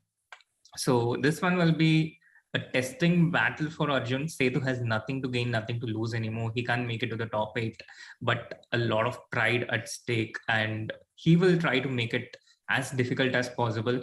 And someone like Arjun, opponents can have 2 types of reactions. Yeah, either a complete demoralization, you feel hopelessness, you feel like you're going to lose anyway, or you get excited that this is the opportunity. You're playing against someone super strong. He's going to challenge you. And you also tend to lift yourself and play a bit better than you usually can. It can trigger these 2 types of reactions. And it's quite possible that Setu and AD, they really lift their games in the last 2 games, even if they have nothing to gain in terms of first of all, there's always something to gain. It's $150 per win. Even if you're not in the top 8, even if you don't have a chance for the first place, there is still the $150 at stake. And secondly, a lot of pride at stake and a lot of self-esteem and everything. So there is still a fight remaining, and it's by no means a cakewalk. True. And all of this is only possible thanks to a title sponsor, MPL. You can definitely check out the Great Indian Gaming League organized by MPL from 24th March to 29th May. It's an amazing tournament with 2,000 crore of prize funds. Oh my God. Okay, I have to count that number again in my head. It's just insane. Thanks a lot to MPL for promoting the game here, because you're providing a platform for all this talent from India to kind of grow and learn from this experience. And of course, prove that, how strong India is. I read somewhere that, below the age of 20 among the juniors, India is the strongest nation in the world, and MPL is basically providing a platform for all these talented youngsters to show off their skills. Absolutely, Sahil. I remember having this conversation for several years, different players asking for a tournament like this, a tournament with the best of Indian players, a world-class tournament, a strong, close tournament with high quality opposition. And as far as I remember, apart from the Tata Steel tournament, the Rapid and Blitz, this is the only tournament that's happening. And it's not even just one tournament, but 4 of such tournaments coming, and a grand final to follow, with an opportunity to get into the Champions Chess Tour. Indeed, well mentioned. And now we should head off to the games. Let's go to the game of Erigay Arjun. So as you mentioned, this opening is very interesting. And so for example, from Arjun's point of view here, he knows, for example, that, even a draw is just enough, most likely, for me to qualify. So for a player like Arjun, who's, so confident, do you think that brings about any sort of change in his thinking process during the game? Yes, it can happen. And it can happen not necessarily in a good way, in my opinion, because what I've noticed with Arjun, he keeps winning, when he plays normally. He's incredibly strong, and quite often he keeps rolling and winning, except this point where Sometimes he just needs a draw to achieve something or win something. And then there is a marked decline in the quality of his play because he already starts aiming a bit lower. So not exactly a great thing for Arjun to be in a situation where a draw is enough. It's better for him to have be in a situation where he has to do more, because then he brings out the best in himself. But if he's in a situation where, let's say, doing 10 kilos is enough, where he can lift 25 kilos, then he's only going to exert that amount of effort, and it's not necessarily good for him. Yeah, amazing analogy there, I think, by Shri. And we can again see Sethuraman very close to the camera, although he is moving back, ever so slightly, I think, every round, but still so close. He looks very focused and looks ambitious. I think he is going to put a lot of pressure on Arjun for sure. But yeah, how that turns out, we'll have to wait and see. So maybe we can go to some other game now. Let's get out the game of Adiban, maybe. I think against Sankalp, that's going to be another cracker of a battle. So what do you think about this structure, Sri? This is very interesting, right? It is very interesting and very good for Adiban. I think he started off with his knight of 3, d5, c4, d4, b4, the reverse Benoni, which is something he also played in the Champion Chess Tour against Aronian and all the different very strong opponents. He didn't have a great run there in that first tournament, the Goldman Asia Rapid, but this is a very interesting opening, a very interesting position by itself. And Black also has the option to play something like g5 here, a very legit option, inviting white to take knight into g5, going e5, and getting rapid development for the cost of a pawn. Sankalp went for f6, e3, e5, c5, but here I don't really like this move d into e5. I'm not exactly sure what the theory is here, missing Anesh Giri out here, but d into e3 just feels wrong because you kind of hand white the center on a platter. You're like, white, come here, please just take the center. I'm happy taking the rest of the board, but there is not really much of rest of the board. Center is very important, and Adiban has this huge burgeoning control of the center. So it feels like something has fundamentally gone wrong for Sankalp here. Yeah, Sankalp, also had a brain fade in the last game, as we saw against Arjun. So definitely he must be not happy with his performance in the last round. And in the next round, that can sometimes play on your emotions. And D3, definitely a slightly surprising move by him. But still, it's not all done so far. White does have some weaknesses of his own, even though he has a huge center. So we can expect Sankalp to fight back. And Adiban does look very calm today. I think he's not showing any clear emotions. He looks calm and composed. Sankalp looks a bit tense to me for now. Yes, Sankalp looks tense. I guess he also realizes that at some point things have gone wrong, and maybe he's also affected by his game against Arjun. It's amazing how, the way you feel, the mindset you're in has such an enormous impact on how well you play. And I think this is reflected even more in chess than the other sports because it's such a mind sport. So much of it happens within your mind. So if you're not in a clear shape, if you're not, if something disturbs you, then it really affects the quality of your play. Indeed. Maybe we can have a brief look between the game of SL and Abhijit, both of these players fighting for a qualification spot for sure. And Black has just, taken on B2. White has played Queen C2, defending the knight. Very interesting position, I think. Yeah, very interesting position. Very interesting, unbalanced.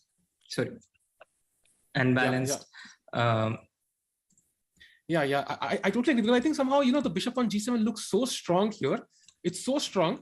So Black could, just put his knight on D4 here. For example, knight D4 looks so natural, attacking the queen and the knight. And then, if you manage to somehow take on B2, then there is knight takes F3 check, bishop takes and queen takes G5. So a lot of easy variations there. Queens are attacked. Anything could happen here.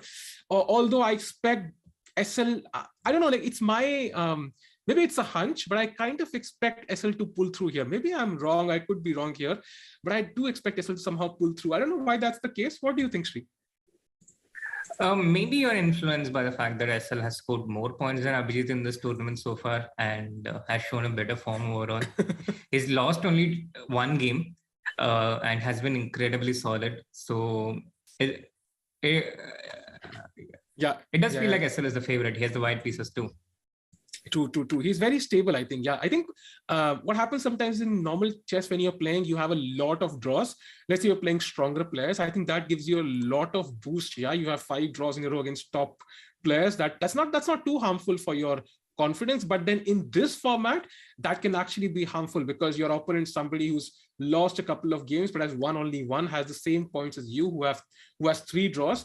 So yeah, just because somebody has same number of points doesn't necessarily mean they've had the same level of tournament. Although in this case, both players have had amazing tournaments.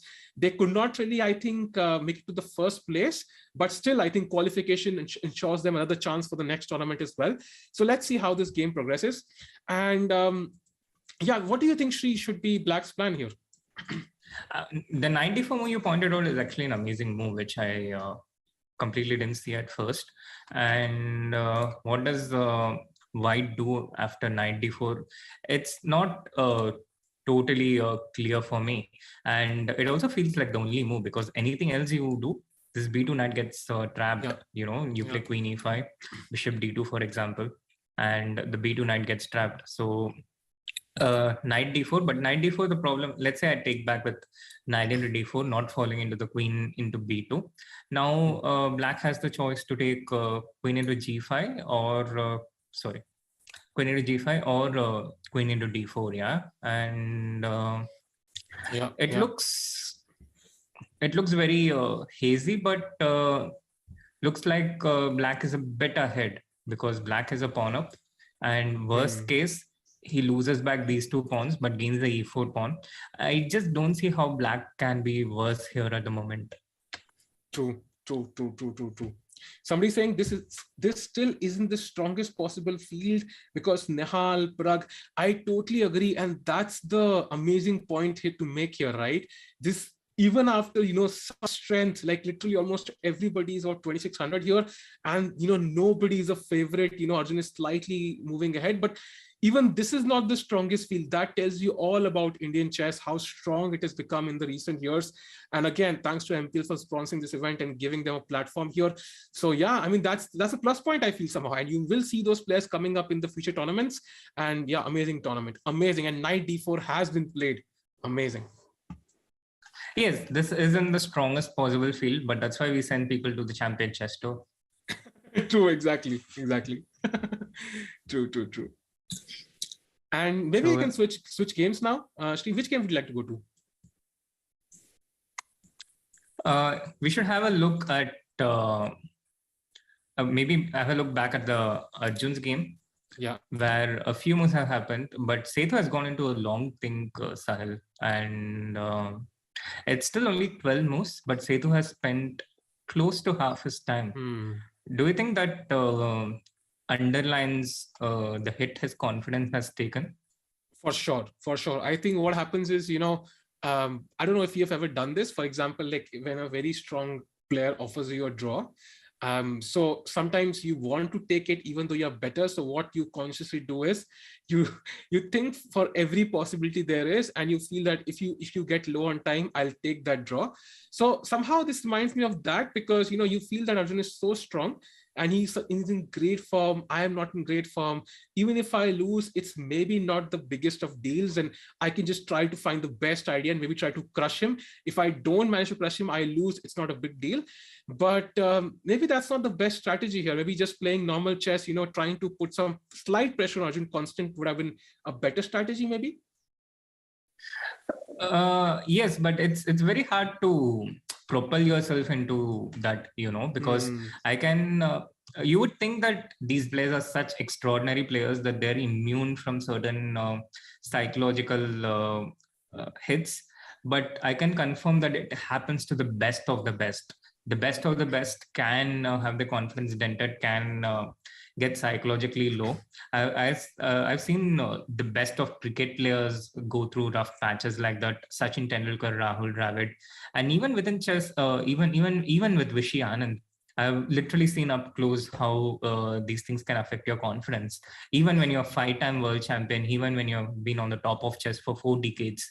So everyone, it's just a natural reaction, If you get punched in the gut, you lose wind, you feel out of breath, and losing chess games does similar things to you. It just affects you.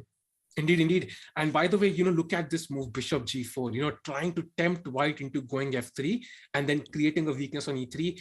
Setu simply drops back bishop e2. And now I think there is also a move like d4 possible, which is going to blow open the center while white is not fully developed and black is. And then there could be ideas with knight d4, giving a fork. There could be bishop on b6, opening up towards f2. I already prefer Arjun's position. And he looks focused. He's put his hand on his head and he's thinking about whether he should go d4. I'm pretty sure he's thinking about that move right now. Yeah, d4 is such a tempter. It's usually a move in this isolated queen pawn, which white makes it very difficult for black to achieve. But out here, it's coming so easily. And white is so underdeveloped. The bishop on c1, the rook on e1, still not participating in the game. And it doesn't even feel like white has done much wrong, Sahil. True. Up till queen c2, it was all theory, c5. And then Setu made these normal developing moves here, short castle, rook d1, and knight g3 and bishop e2. And already his position is less preferred. I mean, what do you do against this man, Arjun? Yeah, what do you possibly do? True. And by the way, very interesting. So Arjun did not go for d4. This makes me wonder if, this was a position where it was a must-win situation if he had gone for d4. Very interesting choice just to take on e2. Knight takes, rook c8, bishop d2. White is at least developed now. And maybe he has some chances to be, at least gain equality here now. Yeah, I think d4 is still a move here also, yeah. It's out there everywhere. It reminds me of their game in the national championship, the last round. Arjun needed a draw in that game. Setu had the white pieces, and Setu missed a bit in the opening, and Arjun had the option to get an advantage. He could have, gone for something, but instead he chose to just drop down and play something where he was the one fighting to equalize. And he ended up drawing that game. He ended up winning the national championship. But in another circumstance, if it was not the last round, then maybe it could have gone differently. Maybe the result would have been same, but Arjun would have probably played in a different way, which is what I was mentioning at the beginning, that being in this situation where he's winning a round to spare, or he just needs a draw. He already needs to be in a stronger field with bigger challenges. It feels like he's graduated out of this already. True. I think that is for sure a fact. I think he's proven himself again and again, by the way. Maybe we can have a brief look at the game Adhiban and Sankalp again, because that position was very interesting from the start. It's only turned out to be more interesting because as you can see, white's king is a bit weak, but black has brought his queen into the game. And he's captured on e3. What do you think about this position, Sri? Looks very interesting. I'm very surprised at the way things have turned out in this game, Sahil. I don't quite understand why if AD had to give up this e3 pawn, would it have been a better way here? Couldn't he have just defended the pawn and bragged about his center here? Yeah, exactly. I was thinking knight c4 looks so natural, defending the pawn, and the knight can also head off to e5 later on. You also have d5 incoming. Looks so natural in this position. Maybe he thought that, it was not such a great advantage. Maybe he saw some variation after queen takes e3 where he thought he was gaining a better advantage. But after d5, queen takes e3, knight back to e2, bishop d5, black has taken the most important pawn, which was the spearhead of this center, which white had. And now maybe it's not so great for white anymore. I'm really curious if he might have missed queen d3 in his calculation. Maybe he played d5, assuming that queen into e3 check is not really an option, because after knight e2, you have these dangerous discard attacks against the queen, especially if black takes bishop into d5. It feels like something is off. Maybe he just missed something here, and at the end of this, he's down 2 pawns. Black is still totally undeveloped, and white is completely developed, so it gives him that compensation. But white is 2 pawns down and down by almost 10 minutes on the clock, 6 minutes. Wow! That is a huge time difference. Yeah, 11 minutes for Sankalp and only 5 for Adhiban. That is not going to be easy. Okay, it's still then the queens are off the board, so it becomes a bit easier to calculate, but still very difficult task there for Adhiban. And let's see how it works out. So maybe we can have a look at game of Harika now against Puranik. This is very interesting. So White has like 2 maybe pieces into the attack for now, maybe 2.5. But do you think this is a serious attack for White here? Sorry. Yeah. I think Black is doing okay here. Yeah, it does feel like it. And Black also has a rook on b2, which can take the a2 pawn now. That would be a pass pawn for Black. So Abhimanyu has some amazing chances here. Although Harika will put some pressure for sure. There's no doubt she'll try to attack the g7 weakness maybe somehow. But still, it does feel like after a move like g6 at some point, Black should be absolutely fine, especially when White does not have the access to the d4 square with the queen. We saw many teams, with the knight on g7, the knight on f6 in many games, and some discovered checks, but that is not really possible here for White. So I think Abhimanyu is slightly better. Yeah, I completely agree with you. I think Abhimanyu is slightly better. And on that note, it also feels like Raunak is turning on the heat against Karthik and Murli. He has a nice central pawn on d4, and with these structures, the e2 pawn is a bit of weakness. And apart from that, he's just getting moves like g5, g4 on the other side. And strong players shine when they have to perform, and this is exactly what Raunak is doing. He knows he's still in with a chance if Arjun falters somewhere, so he's giving himself a platform to launch, and this is a very good start with the Black pieces for him. I think active pieces, bishop on d5, knight on f5, pawn on d4, bishop on g7, defending that pawn, and great potential for Raunak here. Karthikeyan also not doing horribly bad in this position, but it's going to be a difficult task. Still a slight chance for Raunak, I would say, to outpace Arjun, but of course depends on how Arjun plays. But great start for Raunak in this game. Yeah, great start for Raunak in this game, and things haven't gone great for Arjun in his own game. He kind of chose not to go d4 at any of the points. He chose to keep the structure, and he kind of solved all of White's problems by trading all the pieces.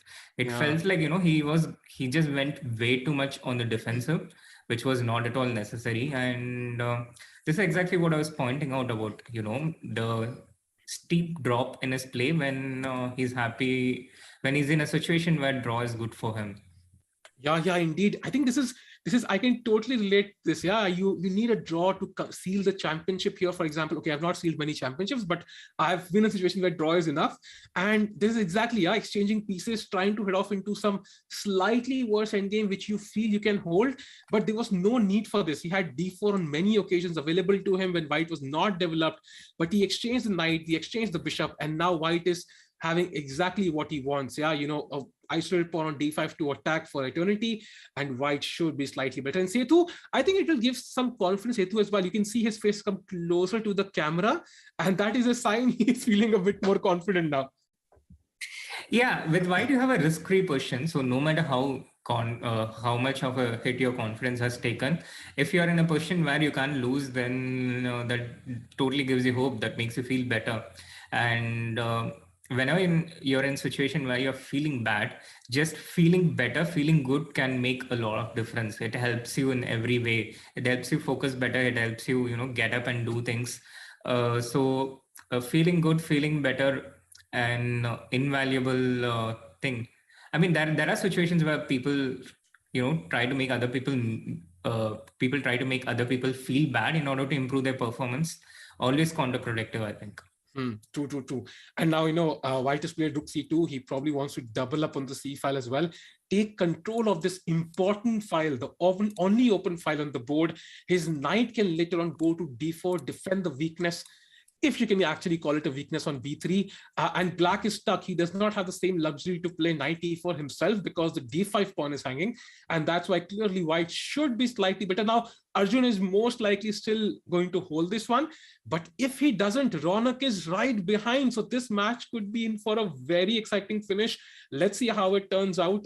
So far, Sethu fighting on. And we have many pizza brands available. If Sethu managed to defeat Arjun, I can totally imagine Raunak sending him a pizza for sure. Cheese Bus one would be very, very appropriate. Let's check out some other games for now.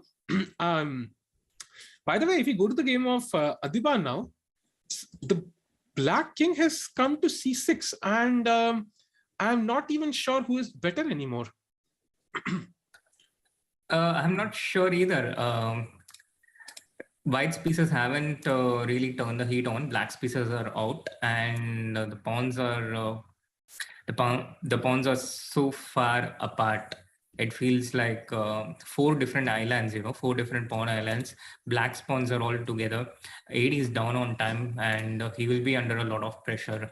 This doesn't look good for White in any possible way, and there is no B pawn, so A3 doesn't have this spinach B3 move either. True. Although White has strong bishops, I do like the bishop on b2, but somehow, the king is on e1. There are a few pawn weaknesses. c5 looks weak. f3 can be weak long term as well. The rooks are not connected. They're on their initial squares. So, Black is doing absolutely fine. And Adiban, I think, had a great edge in the opening. He somehow spoiled it. And now you can see, on Sankalp's face, he's much more calm. He was very anxious at the start, but now he looks much more calm, and AD is starting to looking a bit tense now. But yeah, the game is still going on. It's still roughly balanced, so will be fun to follow it. So which game shall we look at now? I think we should probably focus more on the games who have a chance to finish first. So Arjun and Ronak kind of fit the bill. Shri, what do you think? Yeah, Arjun and Ronak, pretty interesting games. Even if Arjun makes a draw and Ronak wins, they are it's still going to go till the last round because Arjun will only have a 3-point lead. But we should also have a look at the Aryan Gukesh game where yes. It looks like Aryan is has some kind of a winning attack. What chat? Oh, okay. Wow. Aryan was too fast. He was too fast. Yeah, he sacked the rook on e5, chat. Awesome move. And if now Black captures back, which he probably has to, because I don't see what else, then you can capture with the queen, and you look at this battery mating Black on g7, and there is no easy defense because rook f7 leads to queen h8 mate. And unfortunately for Black, this is going to be very difficult. Shri, I don't see any defense apart from rook f6 here. Yes, and rook f6, you're going into a position where you're at least 2 pawns down. So it's a pretty depressing position, and Black probably has to refrain from taking f into e5 here. But that is also not just a pawn down, but a pawn down with your opponent having a very strong central pass pawn, and also the king not being at the safest. And, so overall... Sorry to cut you, Shri. I think somebody mentioned in the chat, Aryan missed a beautiful queen sacrifice, and he's absolutely correct. If you go to move number 20, where he captured back, bishop takes c3, maybe we can ask the chat, what should have Aryan played in this position to win the game on the spot? Chat, can anybody guess this move? It's a crazy idea for White. Oh, absolutely. It's such a beautiful, beautiful, beautiful concept. And I'm not going to give any clues. So I'm moving my cursor away from the board. Yeah, cursors are given away more moves than I think my brain has. So I have to agree with that one.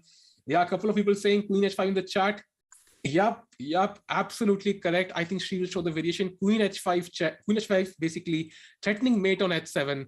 Black has no defense. He has to, I think, capture the queen, nothing else. He could try queen h4, but of course that's lose the queen. So gh5, and now simply rook g3, and it's actually mate after queen g5 and rook takes g5. So that was, of course, difficult to see, but a crazy queen sacrifice that Aryan could have played. But of course, even now, he has a great position on the board, and I expect him to cruise through against Gukesh in this game. Absolutely. What a turn of events, Sahil. On one day you're leading, and then the next day things just turn around for you. It happened to Leon. He was leading for the first 2 days, and things turned around for Leon. And for Gukesh also, it has been a similar experience. These kids are just 15-year-olds and 16-year-olds, and such a roller coaster life, and not the kind of roller coaster you would imagine kids having. Yeah, true. And so that kind of means, that Aryan proving, I think Aryan is always a great player. I think even though he's funny enough, one of the lower rated players here, that's kind of surprising, but he's a great chess player and he's played some amazing games. So now we can probably go back to the Ronak game once more, because that game is sharpening up quite a bit. And if you look at the position, Black's rook has come to e5. Shri, I think this is too complicated for me. What do you think about this position? It's also probably too complicated for me, Sahil, which is exactly why I'm out here with you and not where Raunak and Karthikeyan is. But I'm from my first look, rook c5 looks tempting to me with the idea of rook into d5. It's white's advantage lies in the light squares, light squares control. And for black, he's going all in against white's king. He's throwing all his pieces. He's set himself in such a way. There is a fierce attack going on. If white again manages to parry the attack, then he will be in a strategically better situation. For example, these kind of situations where you can sacrifice the exchange for the light square bishop, that would put white in a great situation. But black will concretely try to avoid that. Yeah, the bishop on d5, if he plays a move like c6, looks like very solid. And then black, as you mentioned, white has control of the light squares, but black has some control of the dark squares. He has the extra dark square bishop there. He's a pawn on h4, which is very rare. Did you see a structure like this where the pawn is on h4? And that pawn is kind of irritating because it controls a few squares. It can be pushed to h3 just to bring the queen into the game at some moment. And yes, I do think practically at least black's position does look better, and we will have to see how it progresses. And Raunak, this is exactly what Raunak would want in this position, and not some dull position where he has to try to grind his opponent into the endgame, but I think a sharp position where he at least has chances to fight for the first spot, which I think is... It looks very dangerous. It looks very dangerous, Sahil, because, for example, queen into b7, which I initially pointed out, is actually potentially a blender, yeah? The c5 rook hangs. So this is what Karthikeyan is thinking about for the last 1 minute. It's not easy to find a move for white. Meanwhile, zooming back to the Sethuram and Arjun game, they have repeated once already. Queen c8 check, king h7, queen f5 check, king g8 played. As white, it would make all the sense to continue on the game, queen into b7. At the end of it, it's this d5 pawn. And as long as this b3 pawn remains, white always has a chance to create a passed pawn. But Sethu doesn't go for it. He goes queen into d5. Still game on. Yeah, indeed. I think, there's an imbalance. As long as there's an imbalance, the game goes on. White has the extra central pawn, black has the extra flank pawn. And, if the pawn, it depends on which pawn is further advanced. For example, even in queen endgame, sometimes the number of pawns even don't matter. The pawn which is the most advanced is the most crucial pawn. And here, I think we're going to see, slowly Arjun pushing his flank pawns. We'll see Sethuraman trying to push his central pawns and, even displace this knight from g5, maybe push this e-pawn all the way to I think Arjun is not going for the pushing of the flank pawns, Sahil. I think he's just trying to get rid of as many pawns as he can. So even if it goes to a position where white has 3 pawns and black has only 2 pawns, it would still end in a draw. So Arjun is relentlessly playing for a draw here. And sorry to interrupt again, but Karthikeyan did play rook c5. Raunak didn't spot c6. He goes a6 instead. So I'm happy that others can also blender the same way as I do. Yeah, I think there might be some intention to also put some pressure on the clock here. Because as you can see, Karthikeyan has 1.5 minutes. So I think there's also this conscious effort to put him under time pressure and make him basically force a mistake out of him, I think. Absolutely. And this a6 move is also incredibly strong because here I think white is kind of forced to sacrifice the exchange. Any move you make with the queen, for example, queen a5, doesn't b6 so b6 it still gives the option of rook into d5. So you start with bishop into e4 and then you go b6 the next move and you win a lot of material. The queen has no good square. Queen b4, there's bishop f8. Queen a5 is b6. You have to go rook into d5.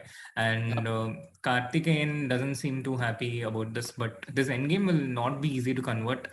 Opposite color bishop, white has domination in the light squares.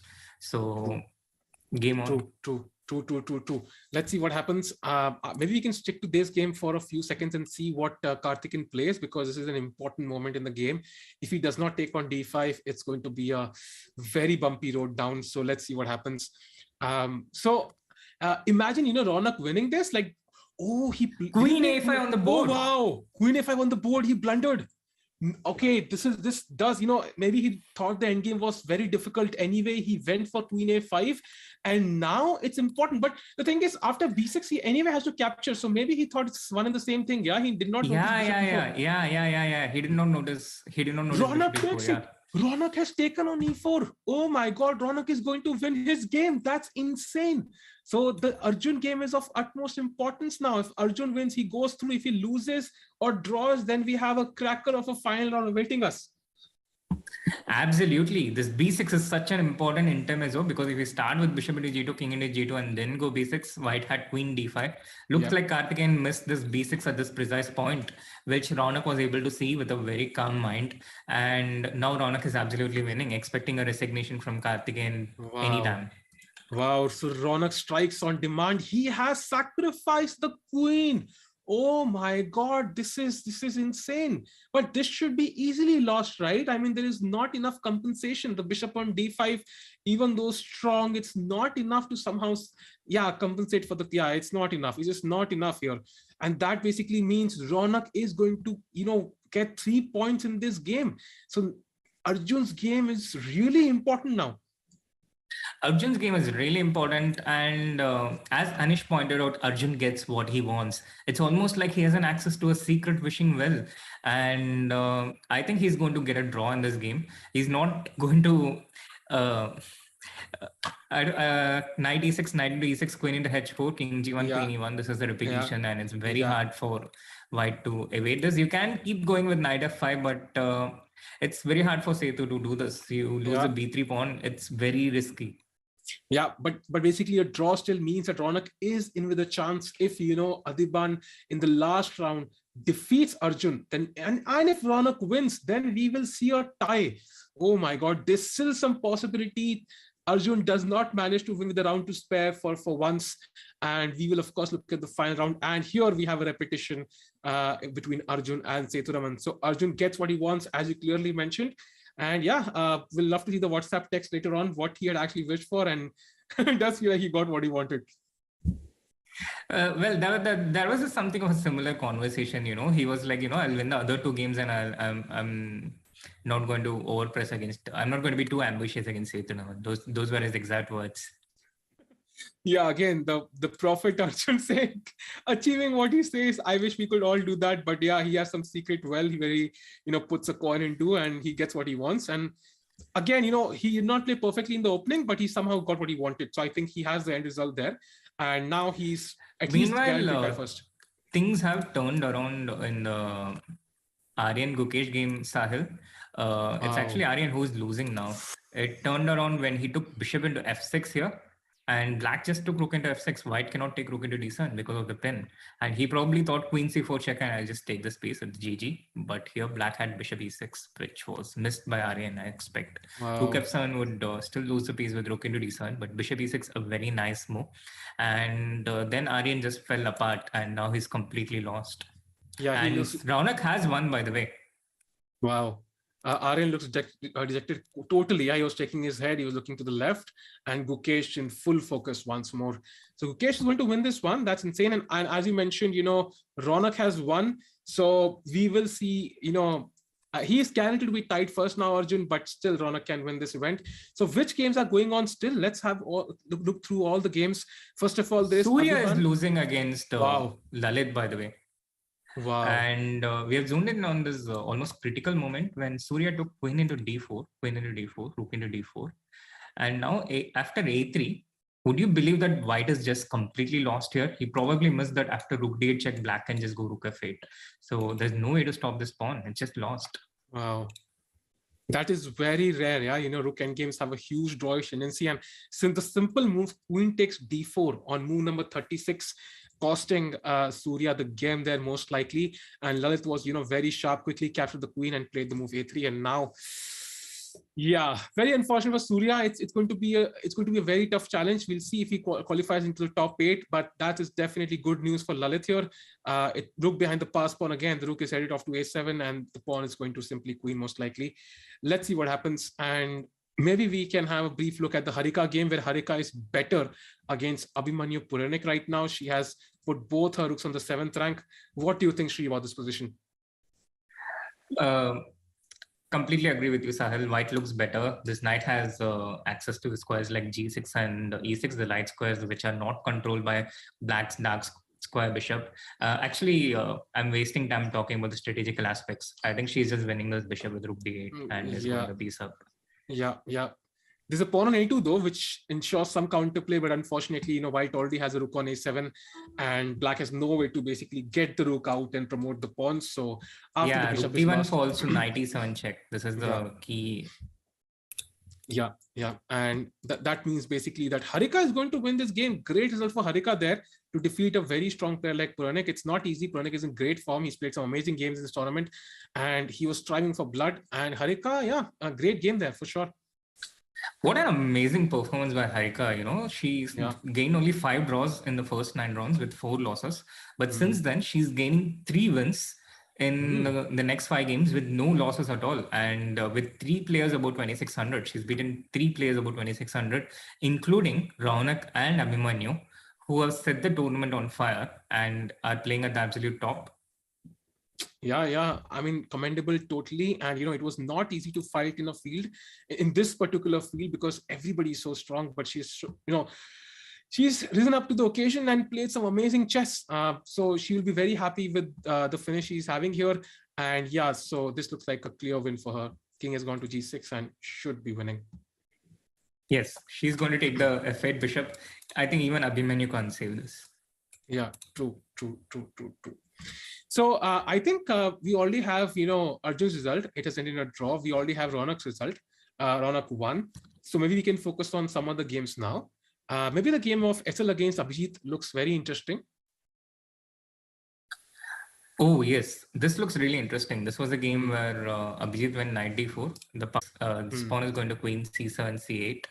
And then, but he won't do it immediately. He'll put this pawn on c7 and then he'll try to take the other pawns. The rooks have no open lines for the moment. Knight on d3 looking nice, but not a lot of future for the moment. So he goes rook a1 first. It looks better for white, Sahil, practically. What do you think? For sure. I think because, the pawn on when you have a pass pawn supported by the bishop, it becomes, especially the 2 bishops, it becomes very difficult to even attack it. And, the black pawn is, once the rook on d8 moves, the black pawn on c4 can't even move because knight would be hanging on d3. So white's pawn is much more flexible there. But of course, black has decent drawing chances for sure, because you can get the pawn to c7 and, but it's another story to basically, push it to c8 and get a winning position. But still, white should be practically better, as you said. Yeah, not as easy as it is for Arjun to win tournaments, to put the pawn for sure. Yeah, I think it's like, it's become a fact now, like sunrise in the east. Arjun wins every tournament he plays. I think it's becoming that common now. He's won like 3-4 in a row by now in 1 month. But still, I mean, we still have a chance in love. You never know. There can be upsets. We've seen upsets happen, and maybe, Adiban, rise up to the occasion, defeats Arjun, and then suddenly it's all up to Raunak. You never know. Anything can happen. Absolutely. There's still 1 more round to go, and the tiebreak is direct encounter. The direct encounter between Arjun and Raunak, it ended in a draw. So Arjun's totally not guaranteed to win this, and he has to defeat. He has to make a draw, at least a draw against Adiban in the last round, who is playing right now against Sankal Gupta and fighting on. True. And so. Sri, like looking at the standings, when you go into the final round, people who are trying to finish into the top 8. So, for example, like you're not sure if a draw would be enough, but a win would get you there. So what's your psychology like? Do you just focus on the game, or does it play on your mind quite a bit? It definitely plays on your mind a little bit, at least before the game, Before the game, it totally plays on your mind. But I think once you get into the game, once you start playing, you forget about it until you reach the point where you have to take some decision which can influence the result. For example, you're in a situation where you have to sacrifice something, and then you're not sure whether you want to do it because you're going all in and you're leaving the net of your safety comfort zone. So it affects you before the game, pre-game, and during the game, I think you forget about it, and then it comes back to you in a critical situation. True. Meanwhile, Abhijit Gupta is completely winning against SL, by the way. It's actually this A pawn, A for Arjun. Wow. Okay, that was a quick shift, and the A pawn has simply run up the board like there was no blockades there for the pawn. It just ran away quickly. Yeah, nothing stopping it, and suddenly Abhijit is completely winning. Wow.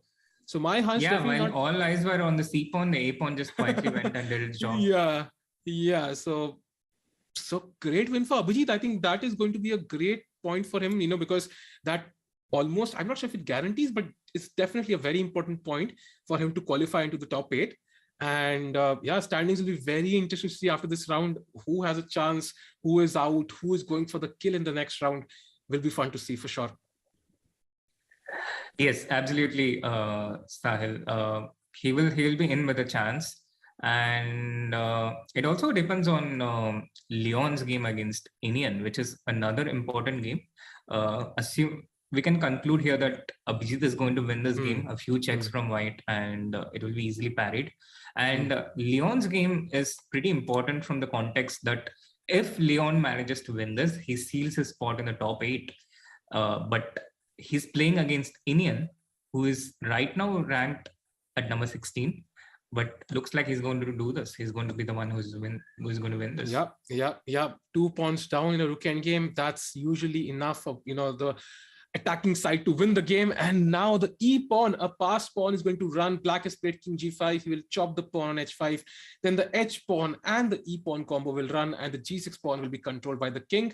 And the black rook on a4 is so well placed, putting pressure on the a2 pawn. Is going to come to the center at some point if he wants to support any of the passed pawns. And not a good result for Leon here.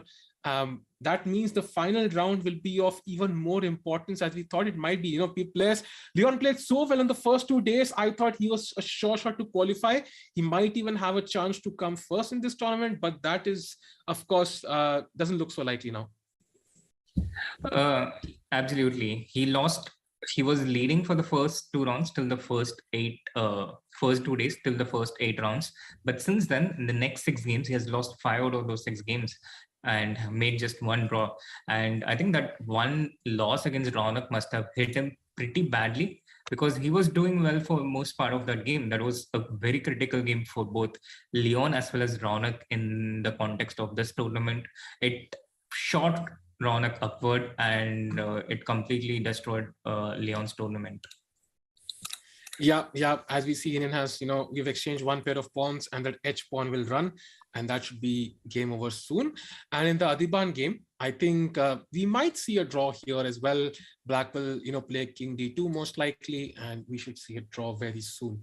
So Adhiban has the very important responsibility of giving Raunak a chance now in the next round. Do you think Adhiban will come with enough motivation? Because Arjun knows a draw is enough.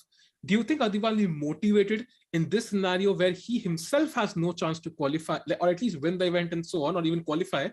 He will come, barging into the round, try to defeat Arjun and prove a point for himself and indirectly give Raunak a chance?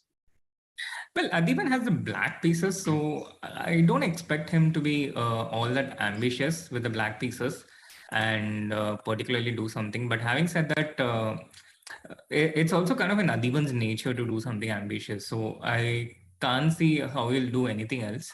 But if I don't think he'll go out of the way, take risks, and try to put things in Arjun's way. So it's very hard to predict, but I expect something not so beastly. True. Will be fun to follow. And I think, right now they're trying some tricks here, in the end game.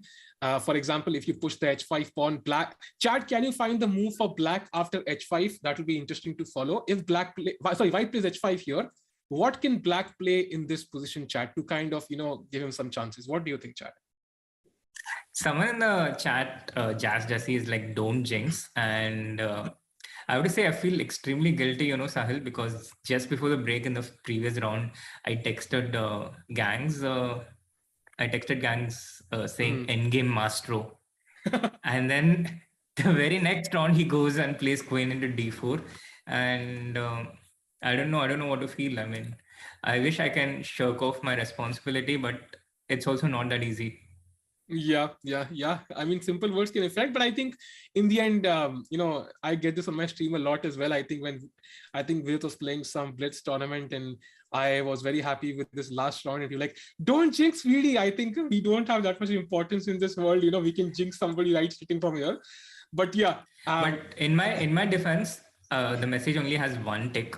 So I'm really not sure if it counts if the other person hasn't seen the message, or if it has even not reached him.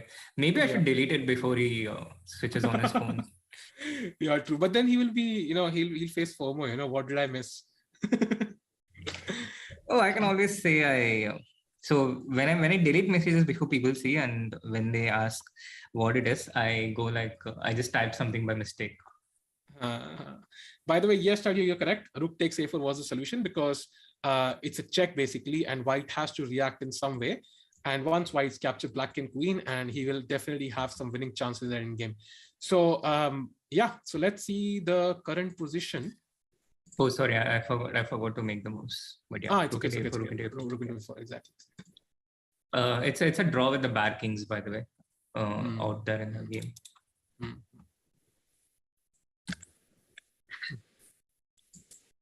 So I think that brings a result to all the games. Yeah, so I think standings would be very interesting in this round to see who has any chance. Wow, Erigesi Arjun on top again with 29 points. Then you have Ronak Sadhwani 3 points behind, within a shot, slight chance for Ronak there to kind of catch up. Gukesh there on 24 points. I think he's also pretty much qualified for the top 8. Then you have SL Narayanan with 22 points. Same for Abhimanyu there. So who do you think, where do you draw the line for people who have basically already qualified? Shri, what do you think? I think we can draw the line on Surya Ganguly with 22 points. All these people in the top 8 for sure. Because if we see the person at the 9th place, Lalit Babu at 18, at best he can get to 21. He can't get past 22. True. So I think the top 6 are into the top 8. And the race starts from Karthikeyan Murli at number 7 and goes up to Abhijit Gupta at number 12. Indeed. So we have 2 spots up for grabs, and I think we will have intense battles there. We'll have Karthikeyan, Leon, Lalit, and Aryan fighting it out for 2 spots there, and it is going to actually it goes up till 13. Yeah, Sankalp Gupta. Because, yes, true. No, not Sankalp, right? Because Sankalp has 15 points. Okay, 3 points. My bad. Yeah, true. You're absolutely there. 3 points. Yes, absolutely correct. And it's going to be a lot of fun games. I think because almost all games will be consequential in one form or other, right? Because even if you're at the bottom of the table, you're playing somebody who's the top. So almost all games will be important in the final round. Absolutely. All the games will be important. All the games will have some consequence. Leon plays against Lalit Babu. It's a bit of a direct clash, a direct encounter for the top 8. And Abhimanyu and Surya, they're both in the top 8, so they're not really fighting. Gukesh and Setu, both of them, Gukesh in the top 8, Setu out of contention, again not quite consequential, but Ronak versus Aryan, a big one. Arjun against Adiban, a big one. And everyone else, it's like a fight for the top 8. Sankalp against Harika, Lalit against Leon, and Abhijit against Karthikeyan Murli. Indeed. It's going to be a cracker of a final round chat. We're going to be back after a short break. It's going to be insane. And let's see who's going to win this entire event.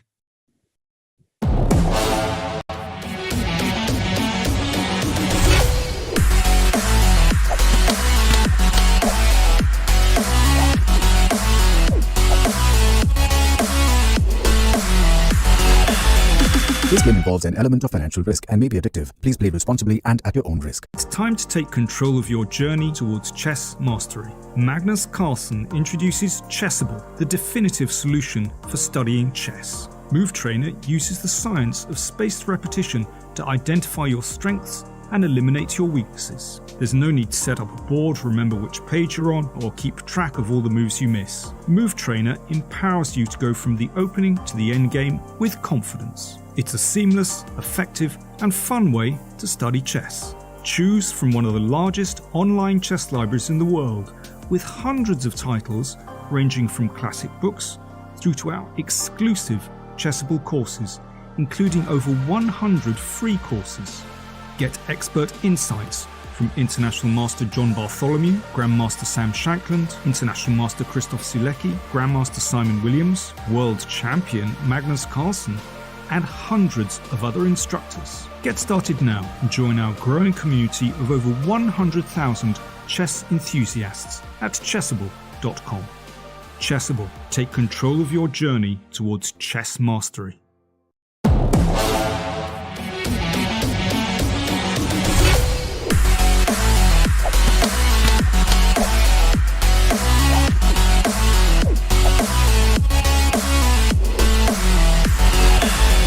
This game involves an element of financial risk and may be addictive. Please play responsibly and at your own risk.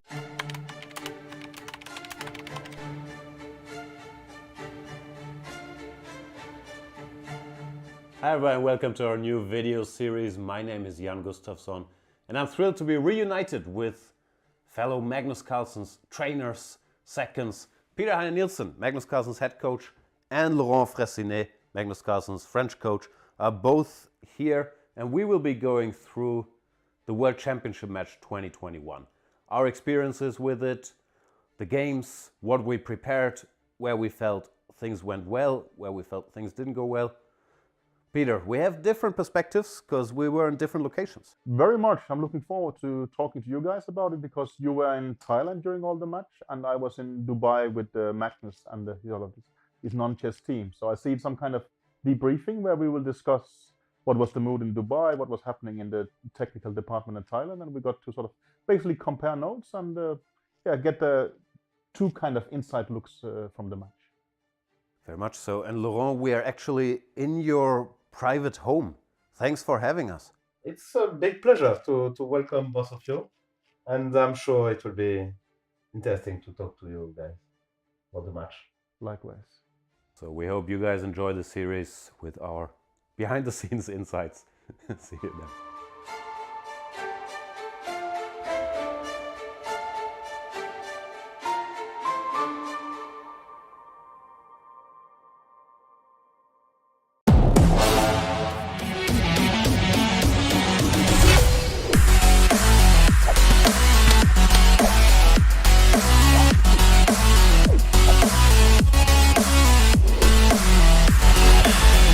This game involves an element of financial risk and may be addictive. Please play responsibly and at your own risk. I kept Chessable a secret for 3 years at least, and I was using it for myself. And I, maybe never expected how big it would become. I have always been into games, and I think games are fun ways to pass your time. Sometimes they can be educational as well, but I think chess is the perfect game that has it all. It's a game that not only entertains you, but also teaches you about life skills, from things like time management to the consequences of your moves or your actions. Once you make a move, you cannot take it back. I really fell in love with the game. And of course, given my competitive nature, I wanted to get better at it. And I found it extremely difficult after watching countless videos and reading some books. You would put in all that effort, and then when you get to the board, it's like it all disappeared, it all vanished, and you performed at the exact same level you were before that. And I looked around for a solution that could perhaps use the latest technology, the latest learning science out there to help you learn chess, and there was nothing. So that's how the idea was born. I've been building things since I was 14. And I always enjoy bringing a community together around a product. And we got a lot of energy from the chess community as well. Really from day one, when we announced Chessable, there was thousands of people who thought this was a good idea that had to be realized. And they've been fantastic with words of encouragement, support, advice, ideas on how to improve the product. And I believe they've been listened to over these years, and Chessable is exactly what that initial community wanted, and it's part of our product process to actually keep listening to them going forward into the next years. Chessable is definitely a product that was built by players for players. I think we have stuck to that vision, and it continues to be exactly the same. What has changed is we now have a lot more great people in chess helping us realize this. when I started, it was John and I. There was two of us, and then at some point we had 3 or 4 people. We had a small community around it. But now there is really an incredible amount of people that I never imagined all pulling in the same direction. So the future is bright. It really excites me what we can achieve together, and I just look forward to it. It's been absolutely incredible to see the reception by some of the top grandmasters in the world, like Grandmaster Anish Giri and... Welcome back, everyone. everyone. Yeah, we are back indeed. We are back indeed. Sorry to cut you off there. And we are back for the final round of this event. This is the final round. And this is going to be so exciting because the winner is not yet decided. It's going to be epic. And before we move on with the games, a huge shout out to MPL, because without them, this tournament would not have taken place. I mean, they've done great things for Indian chess recently, and every national tournament, everything you see is sponsored by MPL. So thanks a lot to MPL, and you can definitely check out the Great Indian Gaming League conducted by MPL, which has a total value of 2,000 crores in winnings. That's going to take place from March 24 to May 29th. And you can check out the link, and it's going to be a great event you can follow. And talking about great events, the final round has started. Shri, are you excited about this? And what game shall we go to? I'm totally excited for the final round, Sahil, and I think the games to watch out for Arjun against Adivan. The final round, Arjun starts with Knight of 3 and C4, the English opening. It's going to go into some kind of a Maroczy bind. And the other game between Raunak against Aryan Chopra, which has started with a Carrom defense where Raunak feels quite at home. And I have a feeling that Raunak starts as a huge favorite here. Aryan demoralized by his blunder against Gukesh in the previous game. Raunak absolutely motivated, and when he's motivated to this point, he's absolutely on fire. So I think Raunak is going to win this one and give Arjun a run for his championship. Indeed, and this is where we have an important choice. For example, Arjun is the clear favorite. He's unlikely to give up his lead here. But as to make a very exciting event, if he were to by chance lose this game, then the stakes will be so high. Raunak, this is not an OTB event, so he cannot really peek over Arjun's shoulder and check out what is he doing in his game. But he must be anxious what's really happening in Arjun's game, and both these games are really crucial, and even others, because the qualification for top 8 is still up for grabs. As we saw, 2 spots are still there for people to just take and go away and play the next tournament. So who do you think, Shri, is going to take that opportunity? Again, I would say Arjun is a big favorite, but let's watch out. And it's also interesting how the final always turns out to be between Arjun and Adivan so far. We had the knockout format last year, the Indian qualifiers for the Champion Chess Tour, and Arjun and Adivan played in the final. And now in hugely different circumstances, Arjun at the top of the table, Adivan at number 14, but still the final is between them. And it reminds me of this candidates tournament when also identical questions in Arjun Adivan and Indian SL Narayanan, where Indian just played Knight B3, not an optimal move, aiming for C5. I guess Indian just kind of wants to get done with the tournament. Arjun thinking, and he just goes for Knight into C6. Again, not the most ambitious move, but he would be pretty happy to just trade off everything and shut things out. True, indeed. I think the more pieces exchange, simpler the position becomes, the more difficult it is for the opponent to basically outplay you. And I think Arjun playing very practical chess here. But yeah, I mean, I think while Arjun's game might be the calmest of them all, considering the situation, I am not so sure about Raunak's game. I expect that to be really sharp because he needs those chances against Aryan. He has the white pieces. Yeah. 80 goes for it. Oh, wow. So AD not really, following up on Arjun's lead. He's like, okay, you want to draw. I ain't giving you a draw. I have a chance here. I know you want to draw desperately. Maybe I can use that to my advantage, psychologically, force you into giving up a few concessions here and there, which I can utilize in the end game. Totally agree with you, Sahil. Arjun's going to have to work for it. He's going to have to earn his draw. It's not going to be one of those Berlin draws. It's not going to end in like 5 or 10 minutes. And apart from everything, there's still the $150 at stake. So you could be down and out of the tournament. You have nothing at stake. But every move matters. Every game matters. And $150, not as big as 2,000 crores, but it's still not totally irrelevant. But yeah, in the end, all of that sponsored by MPL in a way. So I think thanks a lot to MPL for sponsoring this event, because, as you can see, with the pandemic and everything, there are not many opportunities for youngsters to show their skills. They have been practicing for so long, and this is one of those rare occasions where they have a great chance, great competition. I think, there's this constant thing, you have to train yourself, but you also have to fight tough competition to really challenge yourself. And this is one of those opportunities, and many players taking advantage of it. And you can see Adiban. Yeah, I think Adiban also would like to finish on a high, right? Because if he defeats Arjun, that gives him a huge boost for his, future tournaments. Yes, and also it has reached a point where, anything you do against Arjun, it's a scalp. You make a draw, you get to brag for it forever. So it's not just for, it's also for the grandmasters now. You have this chance when he's 2,600. So someday he might be at 2,800, and it might be totally out of your reach. So also Adiban is intensely motivated. The stronger the player he plays, the more motivated he is. So for example, he has had excellent games against Magnus Carlsen. I don't think he lost he lost once against Magnus Carlsen, but there have been games where he was close to beating him. He's got an advantage a few times. He has a pretty decent score. So he will give his best, and he will make it difficult for Arjun. True. And I was streaming once, and there was a poll in the chat. Chat was requesting for it. Who will reach 2,900 first? Will it be Carlsen or Arjun? And the surprising fact is we cannot answer that with 100% certainty, and that's exactly what Arjun is proving in this tournament. And so Arjun has played Bishop G5, basically stopping the H5 advance in its tracks. If now he plays H4, we can just take. And I don't think Adiban is set up to sacrifice an exchange here.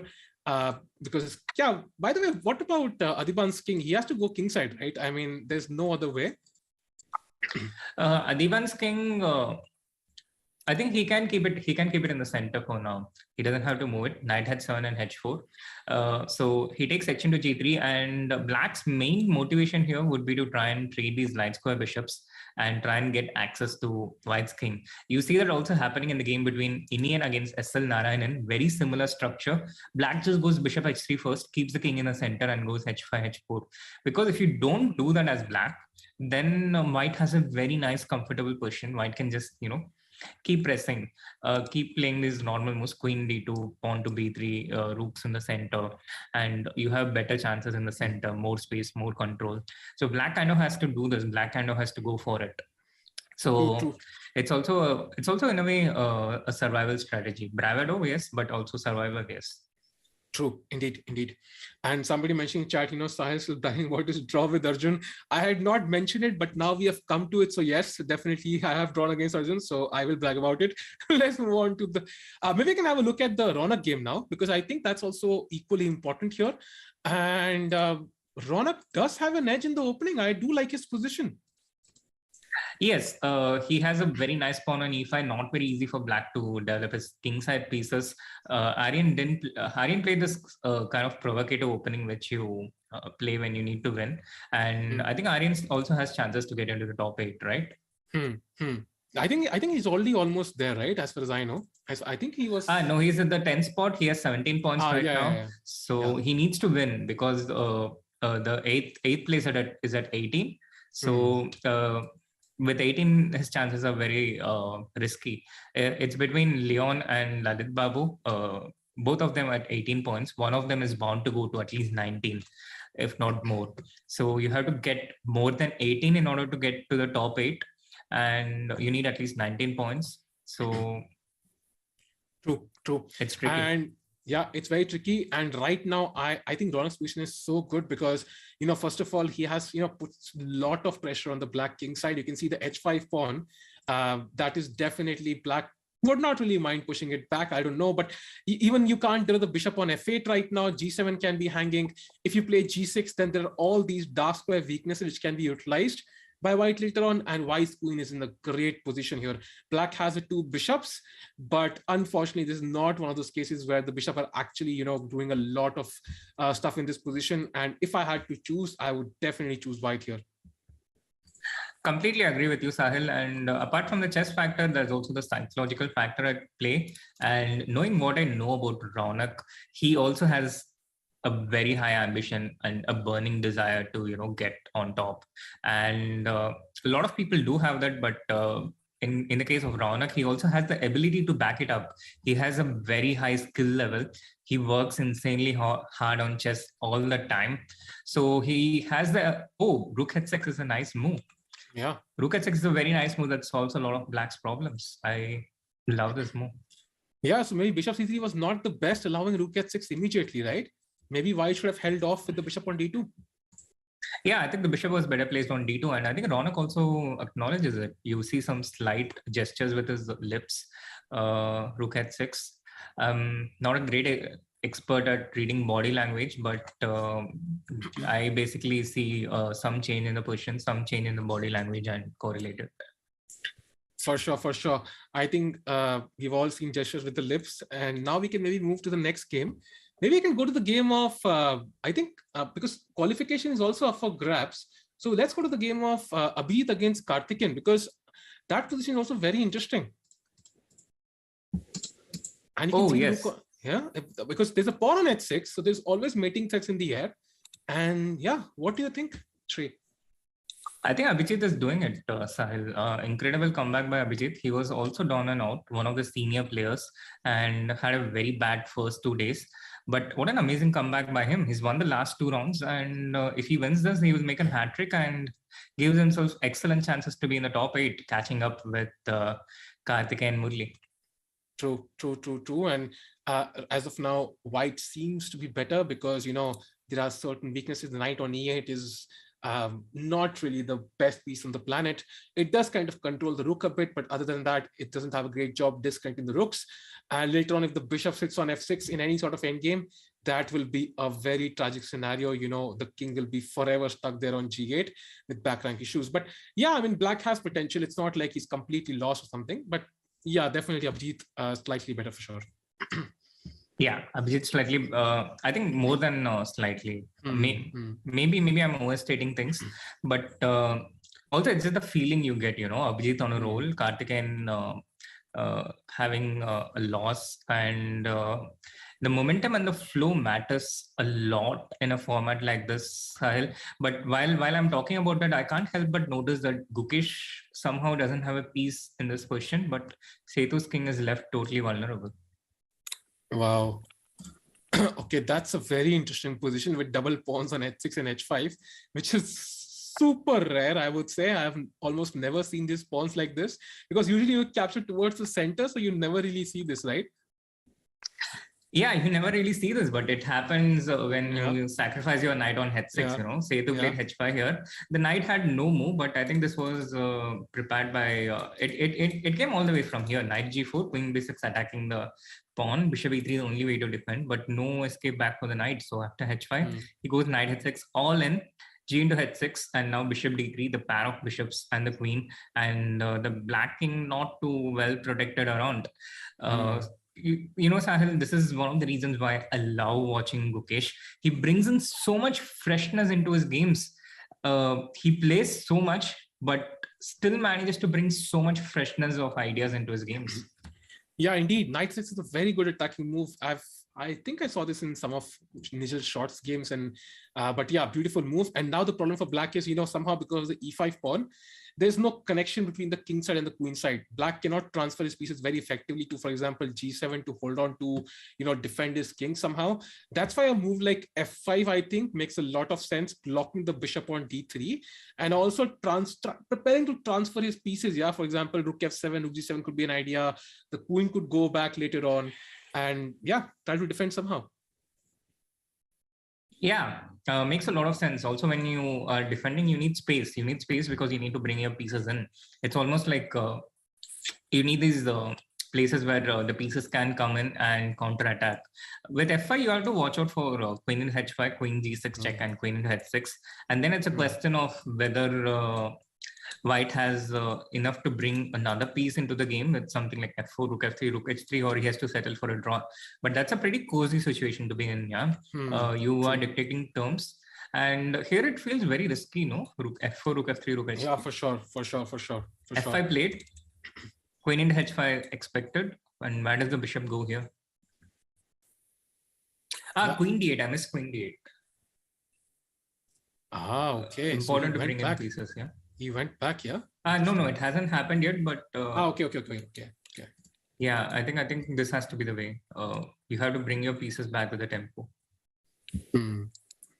True. And talking about, by the way, the H file did open up in Arjun against Adiban, but then Adiban simply castled, so we have a more of a normal position now. And to be honest, I think this is exactly what Arjun would want here. Very simple position and equal material, pieces he can exchange pieces whenever he wants.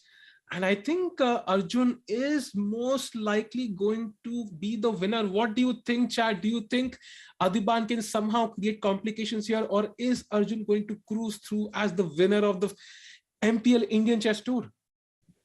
I'm noticing a debate for a pretty long time, whether AD can spoil Arjun's party or not. A lot of interesting comments. Adiban former 2700, Arjun having never reached 2700 so far. He's rated 2675 as of today. And all these things, very interesting debate. Stranger things have happened, but I think it's Arjun's time now. True. And the thing is, there's no clear imbalance. I know there's some sort of imbalance because black has an extra central pawn, but because of these active white pieces, the bishop on e5, the knight on e4, the bishop on g2, it's so difficult to imagine how black will, create any sort of plus point in his position that he can utilize to, somehow put some pressure on white. The bishop on e5 is so good. It's just so good. Yeah, I mean, white has the option to exchange pieces, and I expect Arjun to draw this game at the very least. Absolutely. And Sahil, back in the times, you could get a position like this, and you could, straight out get a nice position and offer a draw to your opponent, and it will be done. But these days, I'm not entirely sure about this tournament and the rules or the Champion Chess Tour rules in general. But these days, there is usually a restriction, a move restriction before which you can offer a draw. So things have changed. And this has affected me in various different ways. I have played some tournaments with a 30 move rule, where I wanted to, just go and get a quick draw because I'm leading, but I couldn't. So I would tell myself, I'll wait until 30 moves and then I'll offer a draw. And by the time we reach move 30, I would already be winning. And it has helped me in that way, but it has also acted against me. Do you have any similar experiences? Yeah, so I had a situation where I was playing a slightly low rated player as black, and he played an opening which I was not prepared for. So after I think it was move 19th or 21st, I offered him a draw, and he took a long think. But then I realized that, maybe it was in the rules that I cannot really offer a draw before move 30. I went to the arbiter, I asked him if I can do so, and he said, no, it's not allowed. I came back to my seat and my opponent said, okay, let's draw. But then I had to break him the awkward news that we can't really draw this because there's certain rules here. And then I actually ended up winning the game just 5 moves later. So he was very angry at me for this. That was a weird situation for sure. I can totally imagine that. But this has all worked out well for chess because I do remember being so frustrated as a spectator back in the late 90s, 2000, when there would be a very interesting position. And then suddenly the game would end. Suddenly out of nowhere, the game would end and it would be a draw from very, very interesting positions, move 20, move 25. And I think the draws we see today in the top level, they are usually more fighting draws. It goes down all the way to the end. And then it's a draw. But yeah. And sometimes in open events, what you see is in the last round, right? You see a lot of draws on the top boards because what happens is, there's prize money involved and, people want to take home some prize money and there's a lot of risk. So you see a lot of draws. But I think when there's more incentive to win, for example, you get extra cash prize as well if you win. For example, there are 3 points here for each win. And then, if you keep drawing, you will not even qualify for top 8. There's extra incentive. And plus, then you avoid any sort of offer draws before move 30 or 40. That kind of improves things quite a bit, I feel. Yes, completely agree. I think there is a lot that can be done in improving the format. There's a lot of room for improvement there. And I think the current format of the Champion Chess Tour is a great step forward into the format.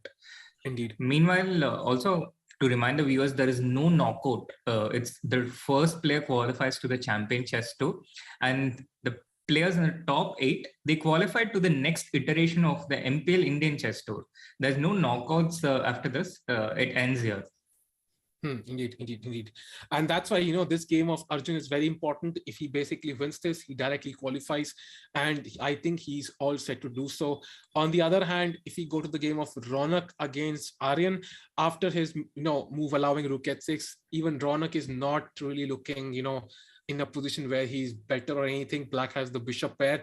So most likely, I think Arjun will be the one who's going to win this event. Of course, qualifications are still up for grabs. Absolutely. The qualification is still up for grabs. Ronak's position looking even. Arjun completely even, and he spent only 2 minutes, AD has had to take a lot more time. That has also been one of the factors in Arjun's tournament this one. He's been dominating not just on the board, but he has shown a completely different level. He's been faster, he has been stronger. I'm just not including the word taller here because it's not relevant, but he's just simply been faster and stronger and more dominant. By the way, if we can have a look at the game between Gukesh and Sethuraman, it's become really sharp. After we saw that sacrifice, right, of the knight on h6, and after the move queen g6 check, queen h6 check, king g8, he repeated moves and then played f4, but then came the move queen to e7. And now apparently it's not so easy to continue the attack. Yeah, it's hard for white to find a way to keep the queens on, because queen h6 check, there is always queen h7, and if white tries something like rook f3, then black has rook g8 and queen h7, and maybe this doesn't work though. Rook h3 and g3 exists, so maybe rook f3 is still a move, and black has to black has something here which I'm not seeing. Yeah, because if you play queen h7, I can take and play rook h3, I win the bishop back, so that's not really possible. Apart from it, I think all we need is somehow to bring one more piece to the defense. That's what we have to figure out. Maybe just rook f7, yeah? You rook play f7. rook f7, put the rook on h7 and rook to g8, and it's the queen can even get trapped. So the tables will turn. It will actually be black attacking through the files opened by white. Yeah, so Sethuraman, coming back on the final round. So he might just spoil Gukesh's party, at the end. But it was a great sacrifice nonetheless, but let's see if Sethuraman can find all these last finishing moves. If he can, he should be much better in this game. I think rook f7 is the move there, as she pointed out, should kind of defend everything, because the rook stays stable on h7, defends the bishop on h4, and the white queen unfortunately does not have many squares to return. And if the queens are traded off, then black is simply having an extra piece and should manage to win this. Yes, should manage to win this. And meanwhile, a big update in the Arjun Adiban game. I think we should maybe stay on this one for a bit, because I can see a draw incoming. I can see a draw incoming very clearly. It's a 3 versus 3 endgame, and I just don't know what the manner of how they are going to draw. Yeah, indeed. And if this is the draw, then everybody in the chat, you should have Arjun OP in the chat going on, because considering how many tournaments he's played in the past month or 1.5 months, he played tournaments in Bangladesh, he played some GM tournaments in India, he played so many tournaments, even this year, earlier Tata Steel Challengers he won, and he's continuing the winning form. He's consistent. I think that's one quality we see, in Magnus Carlsen, for example, as compared to, other players. He's consistently at the top, winning tournaments again and again and again. It's like a surprise when Carlsen does not, come in, for example, does not win the tournament. Yeah, so that's exactly what's happening in Arjun's case. Of course, he has some way to go till 2800, but for now he's doing incredibly well. And this is going to be a draw very soon. I think this elementary draw now, 3 pawns each, rook and games. And yeah, amazing performance again. What do you think, Sri? Absolutely, Sahil, amazing performance. It's very, I've run out of adjectives to describe Arjun, but I think Anish did it really well. He's in a situation where he basically gets whatever he wants, at least in things pertaining to chess. In other things, we'll have him on the interview pretty soon. He's doing amazingly well though. Yeah, indeed. In other things, I think she will have some questions maybe, but I think for chess, he's doing amazingly well. And I think I don't know if they're allowed to offer a draw, most likely not, but they will just probably make some obvious moves. I think just moving the king somewhere, and there's not much either side can do. Adiban would be relatively happy as well with the draw. He had the black pieces against the tournament leader. He should not be too worried. And in terms of if you go to Ronak's game, that's also pretty balanced. So if Ronak had drawn this and Arjun had lost, even then Arjun would go through. So I think this is pretty fair and great performance by Arjun in this tournament. Absolutely. Great performance by him. He had a slightly off color first day, and I was asking him, what are you doing? And he was like, I was just having fun today. I was, doing things casually, and I'll play more seriously from day 2. But again, it's an amazing thing, man. I once watched this TV show called Selection Day. It's about a couple of cricket players, and there was this one kid who would say exactly what he wants to do and how he'll get to 100. It will be like 4, 4, 6, and he'll score a 4 in the next ball, a 4 in the next ball, and a 6 and get to 100. I mean, how many people can do that? We have seen these kind of things from some legendary players when they're at the peak of their time, but it's so rare. Yeah, indeed. Because the thing is, this was such a close field. It wasn't like, it was a tournament where he was, 100, 200 points ahead, and there were like a couple of players close to him.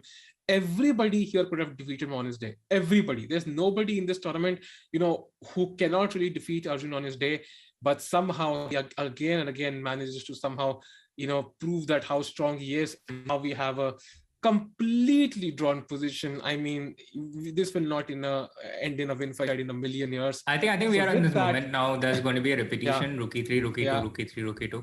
Yeah. I don't know what AD is thinking now. Yeah, he's going to draw, of course. I think he will be satisfied for sure. Looking at his face, what exactly is he thinking? Rook C2, Rookie 2. What is he calculating here? Maybe his mouse is not working. That will be the only solution there. Yeah, he trades. He's just calculating the pawn end game, I guess. Maybe the point game is drawn or not, but yeah, it should be over.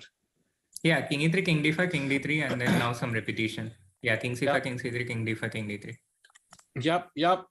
With that, chat, Erigesi Arjun has won the tournament. He is got in the first place and he has qualified for the CCT event. Amazing performance by Erigesi Arjun. Continues on this amazing path. He's surprising every tournament, and he's going to be one to look out for, maybe in the Olympiad team, maybe in future endeavors. Maybe we'll see him challenge Carlsen 4 years from now. I don't know. The sky is the limit for this guy. He's crushing everybody. What do you think, Sri, as his coach? I feel incredibly proud and happy for Arjun. He's had an amazing run, and just incredibly proud. I've been asked this question so many times repeatedly over the last few months. I don't know what to say anymore. I started off with a pretty lengthy description after Stainless Steel Challenges win, but post that, I think just the word proud. Indeed. And his, I think, live rating is like 2676, if I'm not mistaken. I think somebody in the chat can confirm. And it's 2675. It's 2675. Everything has got tallied. Yeah. 75. Insane. Just 25 points away from the magical mark of 2700 at such a early age. It's insane what he's achieved, and we can expect even more amazing miracles from him in the coming years and months. Yeah. So with that, after his first day where he had a modest 2 out of 4, one of those rare times. The next 9 games from rounds 5 to 13, he made only 2 draws, and then post that he only stopped to make draws against Sethraman and Adiban after he knew that he was going to win the tournament. So that was 8 out of 9, 7 wins out of 9 games. Wow, insane. And I think it's become normal now. I don't know, Chad, what do you feel about this? Like, I think just like we depend on Magnus to win, I think we kind of expect Arjun to win now. Isn't it true? Like, I mean, if he had not won this, I think we'll be more surprised than him winning this. I think when that's a fact, I think that time kind of tells you how dominant your arena has been, right? Absolutely. Like the Magnus Carlsen of the Indian chess tour. Yeah, exactly. And now you can see in Ronak's game, they're exchanging pieces. So we should expect a draw in this game as well. And that means I think Arjun goes to first place. The second place is, I think, is it still up for grabs? Because I think Gukesh was like 1 point behind Ronak, right? If I'm not mistaken. Yeah, Gukesh is 2 points behind Ronak, but he did defeat Ronak. So if Ronak draws and Gukesh wins, then Gukesh would end up with the second place, completing the usual of what is happening in Indian tournaments these days, Arjun and Gukesh. But it doesn't look like Setu's any mood to make that happen this time, because he's a piece up and he's intent on keeping that piece. Yeah, I think God is a bit busy nowadays with important stuff in the world. There's some stuff going on, so he's just copy pasting the results for now in every Indian chess tournament, and maybe Sethuraman is kind of finally put a stop to that. Let's see what happens. Meanwhile, Abhijit Gupta is completely winning against Karthik and Murli, and I think we should see a finish quite okay. Just as I say that, the evaluation bar dips like. So I say that the evaluation bar dips. But what's going on here, Sahil? Yeah, he captured on h7. I think that looks like a very natural move though.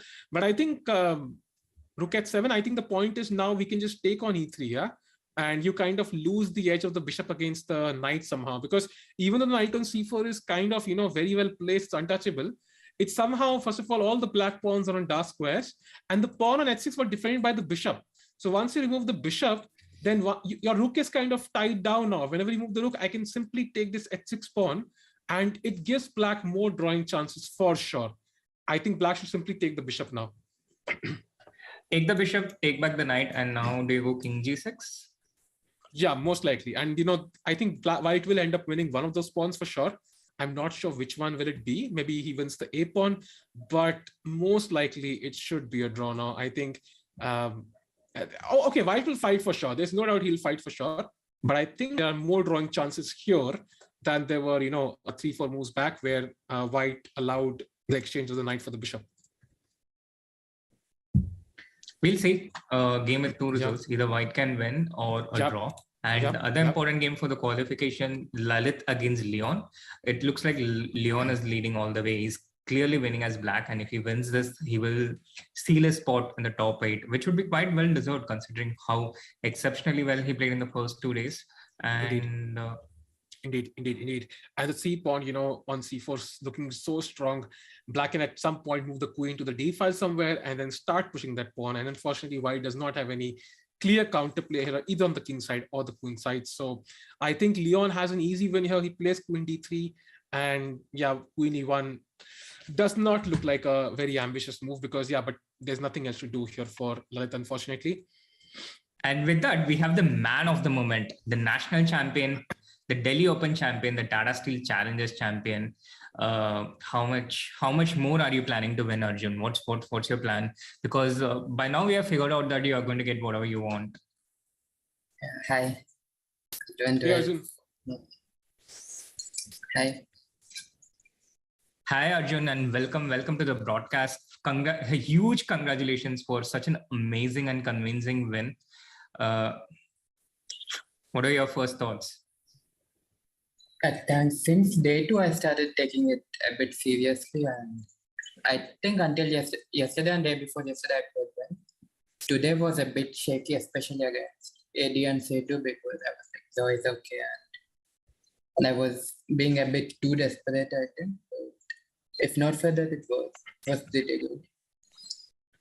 Yeah, we are constantly talking about how you get whatever, literally get whatever you want. You want 10.5, you score 10.5. You want to win the national championship, you win the national championship. You decide you want to, you're okay with the draw against Setu, you get the draw.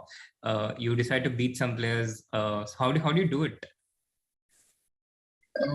That's actually a bad strategy because against Setu, I was better out of the opening and I could feel that, but I misplayed it terribly and he was pushing in there. Okay, in the end, I managed to make a draw because of this 96 trick. If not for h4, I think it was a bit shaky for me. But even with 8, I should have played more ambitiously in the opening with d4 instead of g3. Exactly what Sahil was pointing out, Exactly what he was pointing out. Yeah, congrats, Arjun, for the amazing performance. Yeah, so how do you feel, like winning tournament after the other? Like, what how many hours you train? Like, what's your secret? Like, one thing that has really helped you in the past, I would say 1 year to, reach the absolute top, yeah, in terms of Indian tests. You can say Srinath as well as the answer, but I leave it up to you. What's your one top secret? There's nothing particular as such. Things just started going my way. And earlier I was unfortunate in some ways, and maybe that's paying off. I don't know. Okay. And any was your draw against Sahil the turning point in your life? Was it the moment you decided you have to really take? I'm sure he does not remember it. I think it was. No, I do remember it. Okay. Yeah, that's awesome. Yeah, so finally I can flaunt it because Arjun has agreed to this. Chat, you can follow this. So Arjun has agreed to having a draw against me. So now I'm going to clip this and chip this. Awesome. And any WhatsApp chats we're going to have, in the coming days, where we'll know, that this was the score you had aimed for and you achieved that score with Sri? I got the exact score, but it didn't go as per the plan. I was intending like +2, +2, +2, and +1, but it turned out to be 0, +3, +3, and +1. But you achieved it, yeah, you achieved it. So yeah, the part doesn't matter, you got there. So Sri, so how proud do you feel in this moment? Yeah, constantly seeing Arjun at the top. I think we have to ask you this again, because I think your role must be one of the most important factors in Arjun's growth. So as a coach, how does this make you feel personally? I feel incredibly proud, but maybe this should be a segment for different broadcast, This is Arjun's moment, and I think we should keep the spotlight on him. True. Amazing, yeah. Very well played, Arjun. I think your games are fascinating. There was never a shred of doubt. I think that, you're going to win this tournament. And yeah, keep inspiring us. I think we're going to analyze your games for, I think, people, next generations will keep analyzing your games, learning from them. So you're inspiring, there are hundreds of thousands of people to take up the game. So amazing games, man, amazing games. Thank you. Amazing. Shri, any last questions? I got distracted by the Abhimanyu Puranik Surya game, to be honest. Sorry about that. But yeah, it looks. And talking about Surya, coming into the Surya's game, Arjun, just wanted to ask you about your important win against Abhimanyu Puranik, where you won with a rook and bishop against rook in the 12th round. I think that kind of cleared the field for you. Until then, yeah, Abhimanyu was on your neck. So could you tell us a bit about that? Earlier, I think I was completely winning. I could give the keeper check and play the k5, but I just forgot that I can play the k5 after the keeper check. So around the point when I played king f4. Which move? When I played here, right here. So the k5 check and the k5 just finished the c5 pawn. But I forgot I can come back to a5. So I just played king f4, and after the rook d4, I realized that I have the k5 idea. So I gave a check and played king e3 with the idea of playing the k5. But he did take bishop c4, and at first I thought I should be having some good mating nets here, but probably there's not much. And I thought at the least I can enter the bishop versus the end game, where I can have something. And that is what happened. And yeah, the training in bike paid off. What was that training in bike? Well, you were right there. You, me, and Surya were looking at the bishop versus the end game. Exactly. I'm not asking the question for me to know, but for the audience. Yeah, so, that did help a lot. All right. Any final questions for you, sir? No, I think I just want to say that your games have been impressive, and keep continuing, man. I wish you good luck, and I think Sri, of course, will you'll be on a call with Sri, I think, tonight. There'll be plans for partying maybe, but awesome performance, man. And looking forward to see you in the main CCT event as well as future events. Thank you. Thank you for joining us. Thank you so much, Arjun, and congratulations. Congratulations. Yeah. Thank you.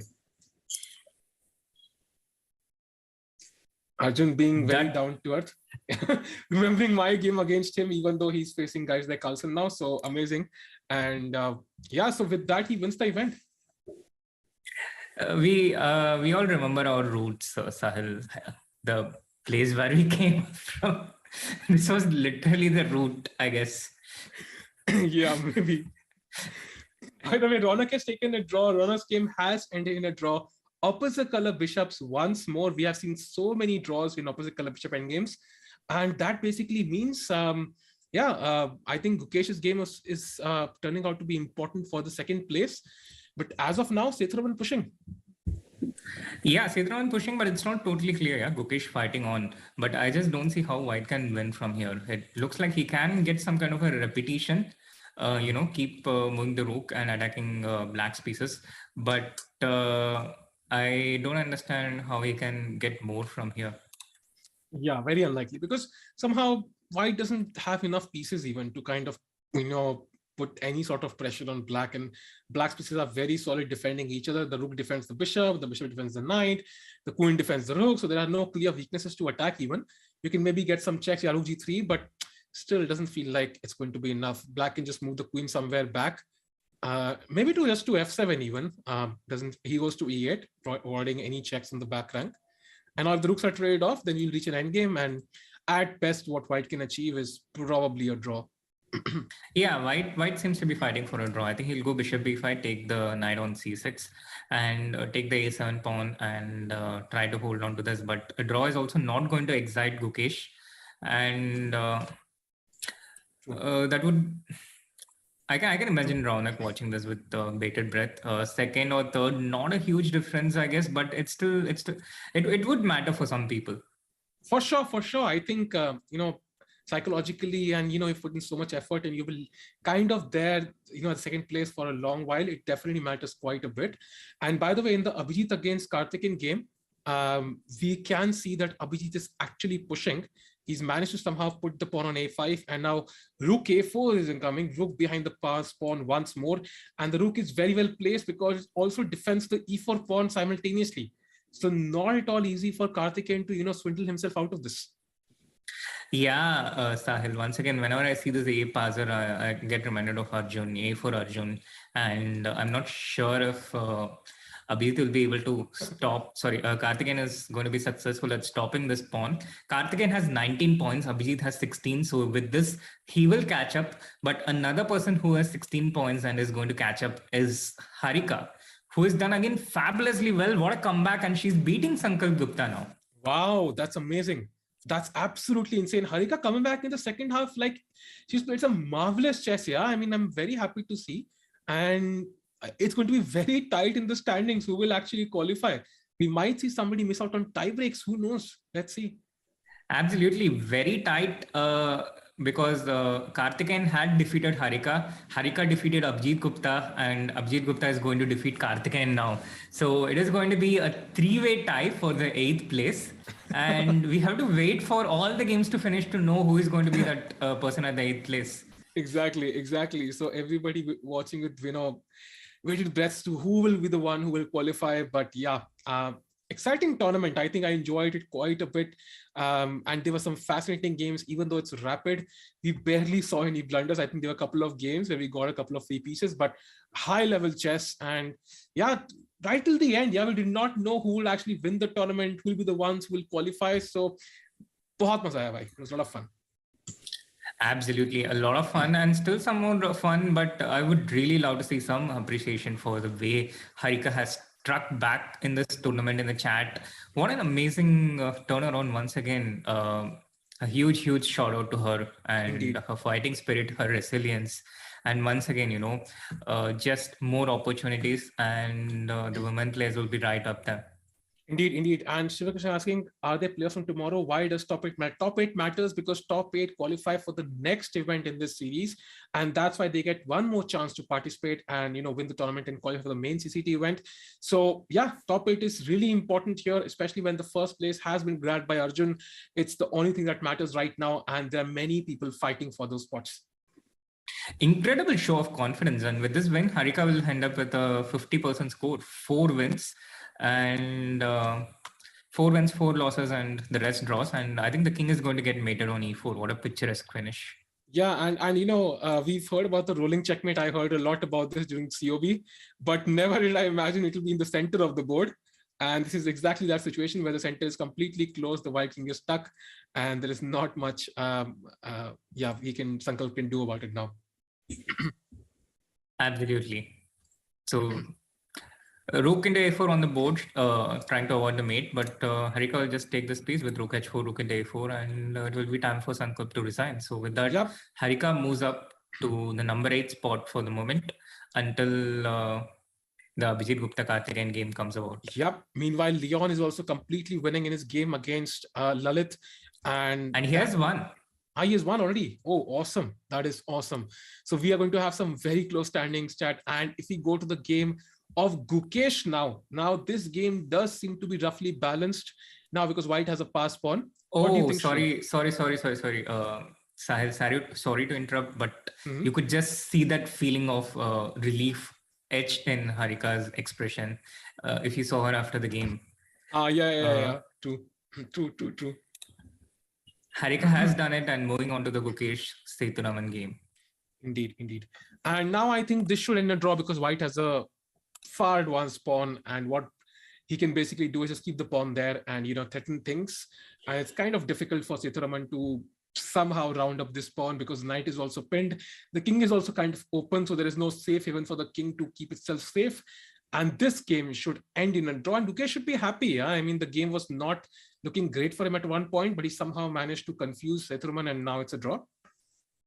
Yeah, it's the story of the A pawn everywhere. A pawn going all the way. The A pawn saving Gukesh here, and in the game of Abhijit Gupta, the A pawn is winning the game for Abhijit, potentially qualifying him into the top 8. Indeed. So going to the results that we have, first of all, Ronak has drawn against Aryan. That is, well, he would have loved a win, but I think considering Arjun drew, he would be satisfied. Then you have Arjun against Adiban ending up in a draw. Then you have Harika defeating Sankalp in a beautiful final position. Then you have Abhimanyu against Surya winning that game convincingly. Then you have Leon against Lalit, Leon winning with the black pieces as well. Then you have Indian against SL, they have drawn their games. And you have Abhijit against Karthikeyan. Abhijit is completely winning. And finally, Karthikeyan has resigned. So Abhijit also wins this game. And then finally, you have Gukesh against Seturaman, the only game going on right now, which is most likely to end in a draw. Most likely to end in a draw. So for once, it's not going to be Gukesh who finishes in the 2nd spot, but instead on the 3rd spot and sharing the 3rd spot with Surya. Indeed. The final standings will be very interesting. I'm just waiting for them, looking at, who has actually exactly qualified, waiting for the final game to finish. But this will also have an impact on the standings, Sahil. It will have an impact on who is going to finish in the top 8 because it will also depend on performance against Karthikeyan, Abhijit Gupta and Harika. Because in such formats, the tiebreaker favors the person who has scored well against people who have scored points. It's after the direct encounter, it's the Koya system, which essentially means the points you score against people who have performed above a certain level, who have scored above a certain amount. And for Setu also, it would potentially matter because he wouldn't want to end up at the last place. Setu against Gukesh, he's at the last place right now, but a win he will move to 13 points and avoid that. So something left in this game apart from the top 2 as well. True, indeed. And now I think Queen A6 looks very logical, trying to stop the pawn, but then white could even go Queen B8, I think, with the idea that if black captures, I capture back. So this again feels like a draw to me, and not many threats in the position because you always have to take care of the queening pawn. So I think this will end in a draw most likely. Queen b8. Yeah, I also think this will end in a draw, but how do you do it as black now?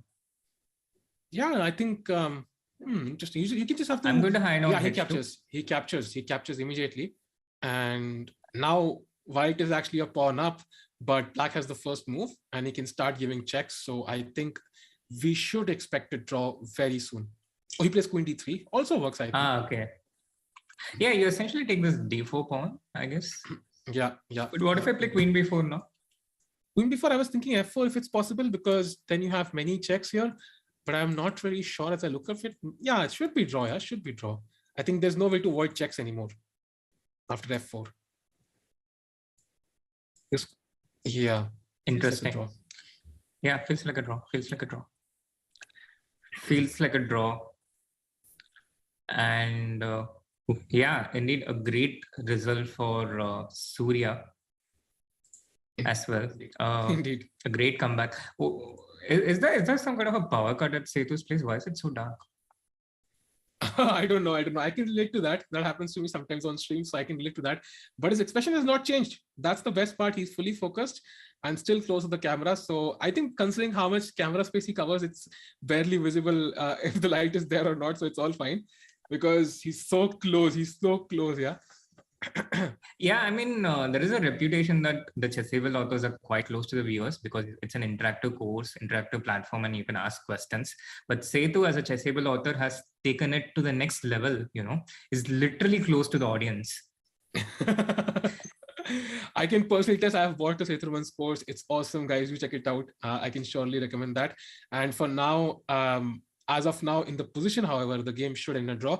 And to be honest, like when you're playing such an end game, the players are so focused, but I'm sure they've seen the draw already, right? They've already seen the draw for sure. Yeah, but also that could be a bit of an uncertainty, yeah, because it's not like this concrete repetition draws. Like white can play some king h2, white can generate things. You saw how things turned around in the Gukesh Adiban game. Yeah. Literally the last minute Gukesh turned things around. So 20 seconds each, Sethu still 2 seconds. Gukesh was down to 2 seconds. How these kids play with fire with that clock, literally. I don't know. I think king e4 is trying to capture the d4 pawn now. Wow. The game goes on for now.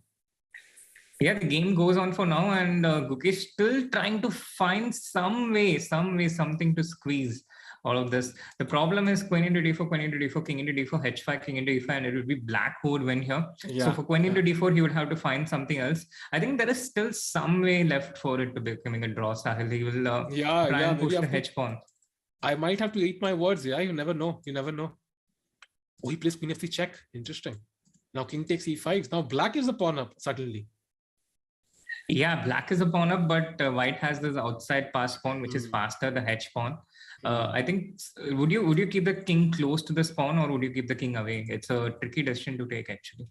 Yeah, it's kind of tricky. I would like to keep it close, but now it looks a bit difficult. Now probably have to bring the queen back or something because king f6 doesn't look so tempting now. I'm still not sure because white wants queen g7, h6, h7, h8. So either your pawn has to be equally fast, or you have to bring your king. You have to keep your king close.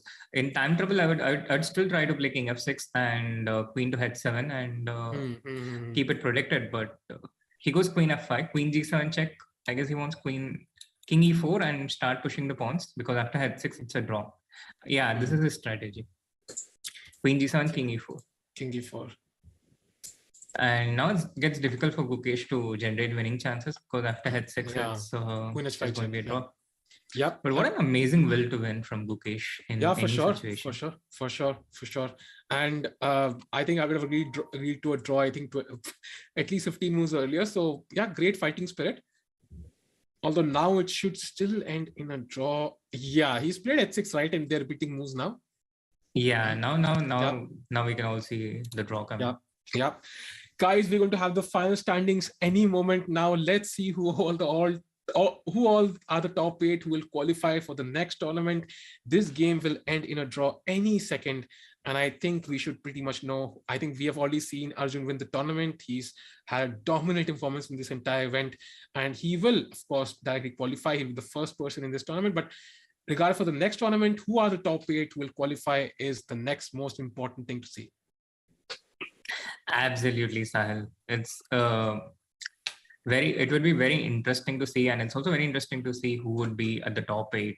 We will have the standings very soon, but a huge congratulations to all the players. What an amazing tournament they have set up, an amazing spectacle.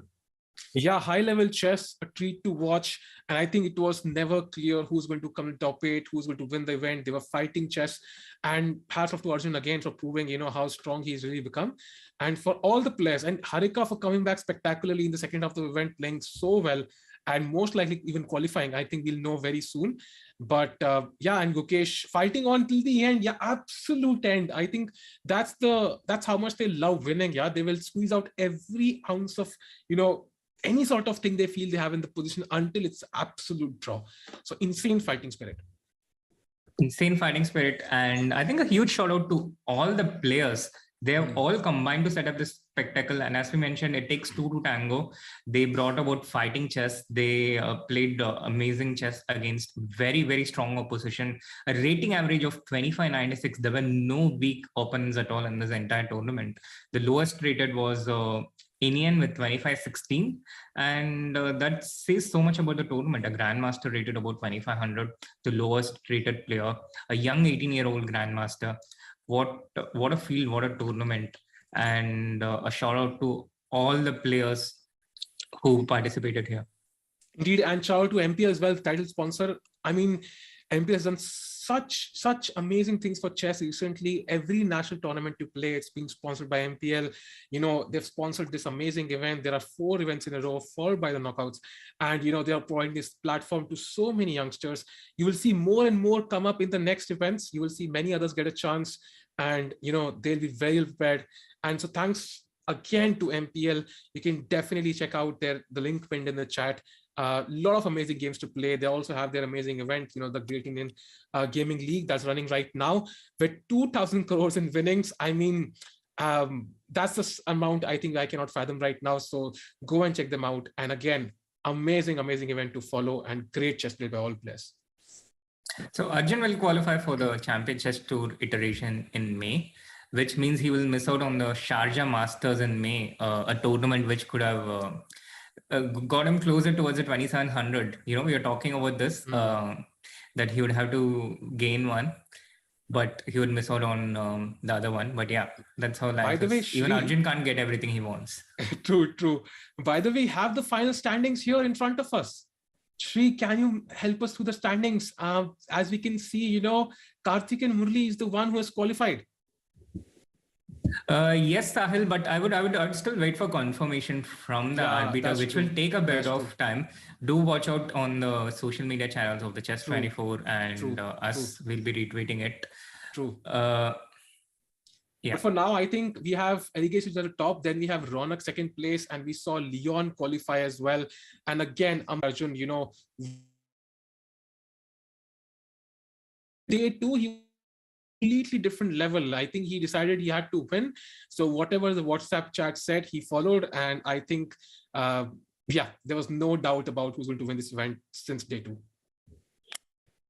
I didn't completely agree with that. I had a few doubts. I think the one that really settled it was the game between Arjun against Abhimanyu. Yeah, true. That's true. Abhimanyu was on fire. He had won 6 games in a row. He seemed unstoppable, and he was winning with such convincing games. And then in the last 6, he lost 4 out of those 6 games. So that really tells you about the event. That really tells you about the topsy-turvy nature of the event. We had phases where people won several games in a row, and we had phases where they also lost several games in a row. Abhimanyu and Surya, for example, Leon, all of them being case in points. And there was this one guy who kept winning and didn't lose anything at all. And he ended up winning the event, deservedly so. Yeah, for sure. Consistency is of utmost importance, and Arjun kind of proved it here. And with this, we are actually come to the end of the event. Shri, how are you feeling about this? 4 days into the event, Arjun winning and the games finally ending. How do you feel about it?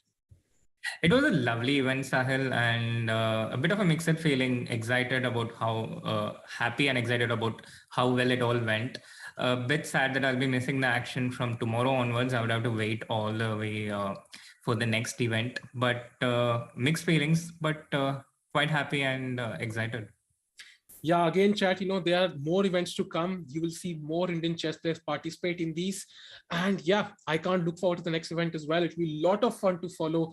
And do check out the link again, pinned in the chat. MPL, thanks again for sponsoring this event and for, having this event where, we've always waited for this. As she mentioned, there's not been many opportunities for top players to fight out against each other. Sometimes they'll travel to Europe and to the US to battle it out against strong players. They get this chance sitting at home, and yeah, and a huge cash prize as well. So yeah. Absolutely. And a huge shout out and thanks to the chat as well for being such an amazing chat, staying through with us and cheering all the players through. We can't do it without you. Indeed, indeed. Thank you, everyone. I think with this, we've come to a close, Sri. Any final words? Just a huge thank you to everyone. Thank you to the players. Thanks to the sponsors, the chat. And of course, it's been such an amazing experience working with you, Sahil. Thank you so much. Yeah, I share the same feelings. Thanks a lot, Sri, for having me. And thanks a lot, Chess24 and MPL and all the players. And we'll see you next time. Till then, have a good night. Take care and keep smiling as always. Bye, chat. See you soon.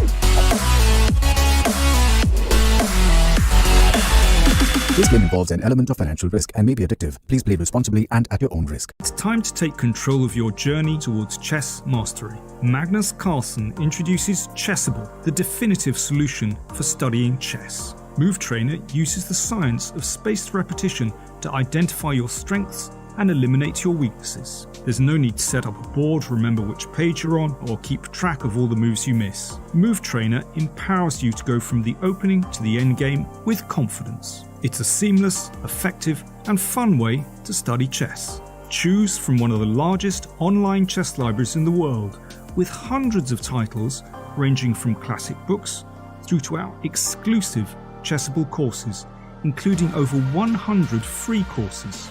Get expert insights from International Master John Bartholomew, Grandmaster Sam Shankland, International Master Christoph Sulecki, Grandmaster Simon Williams, World Champion Magnus Carlsen, and hundreds of other instructors. Get started now and join our growing community of over 100,000 chess enthusiasts at chessable.com.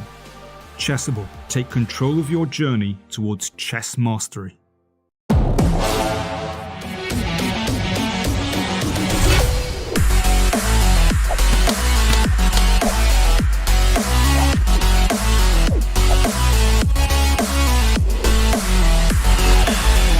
This game involves an element of financial risk and may be addictive. Please play responsibly and at your own risk.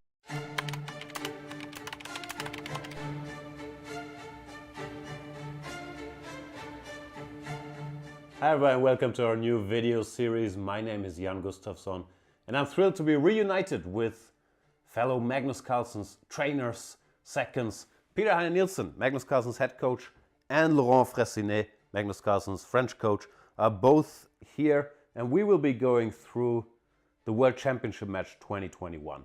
Our experiences with it, the games, what we prepared, where we felt things went well, where we felt things didn't go well.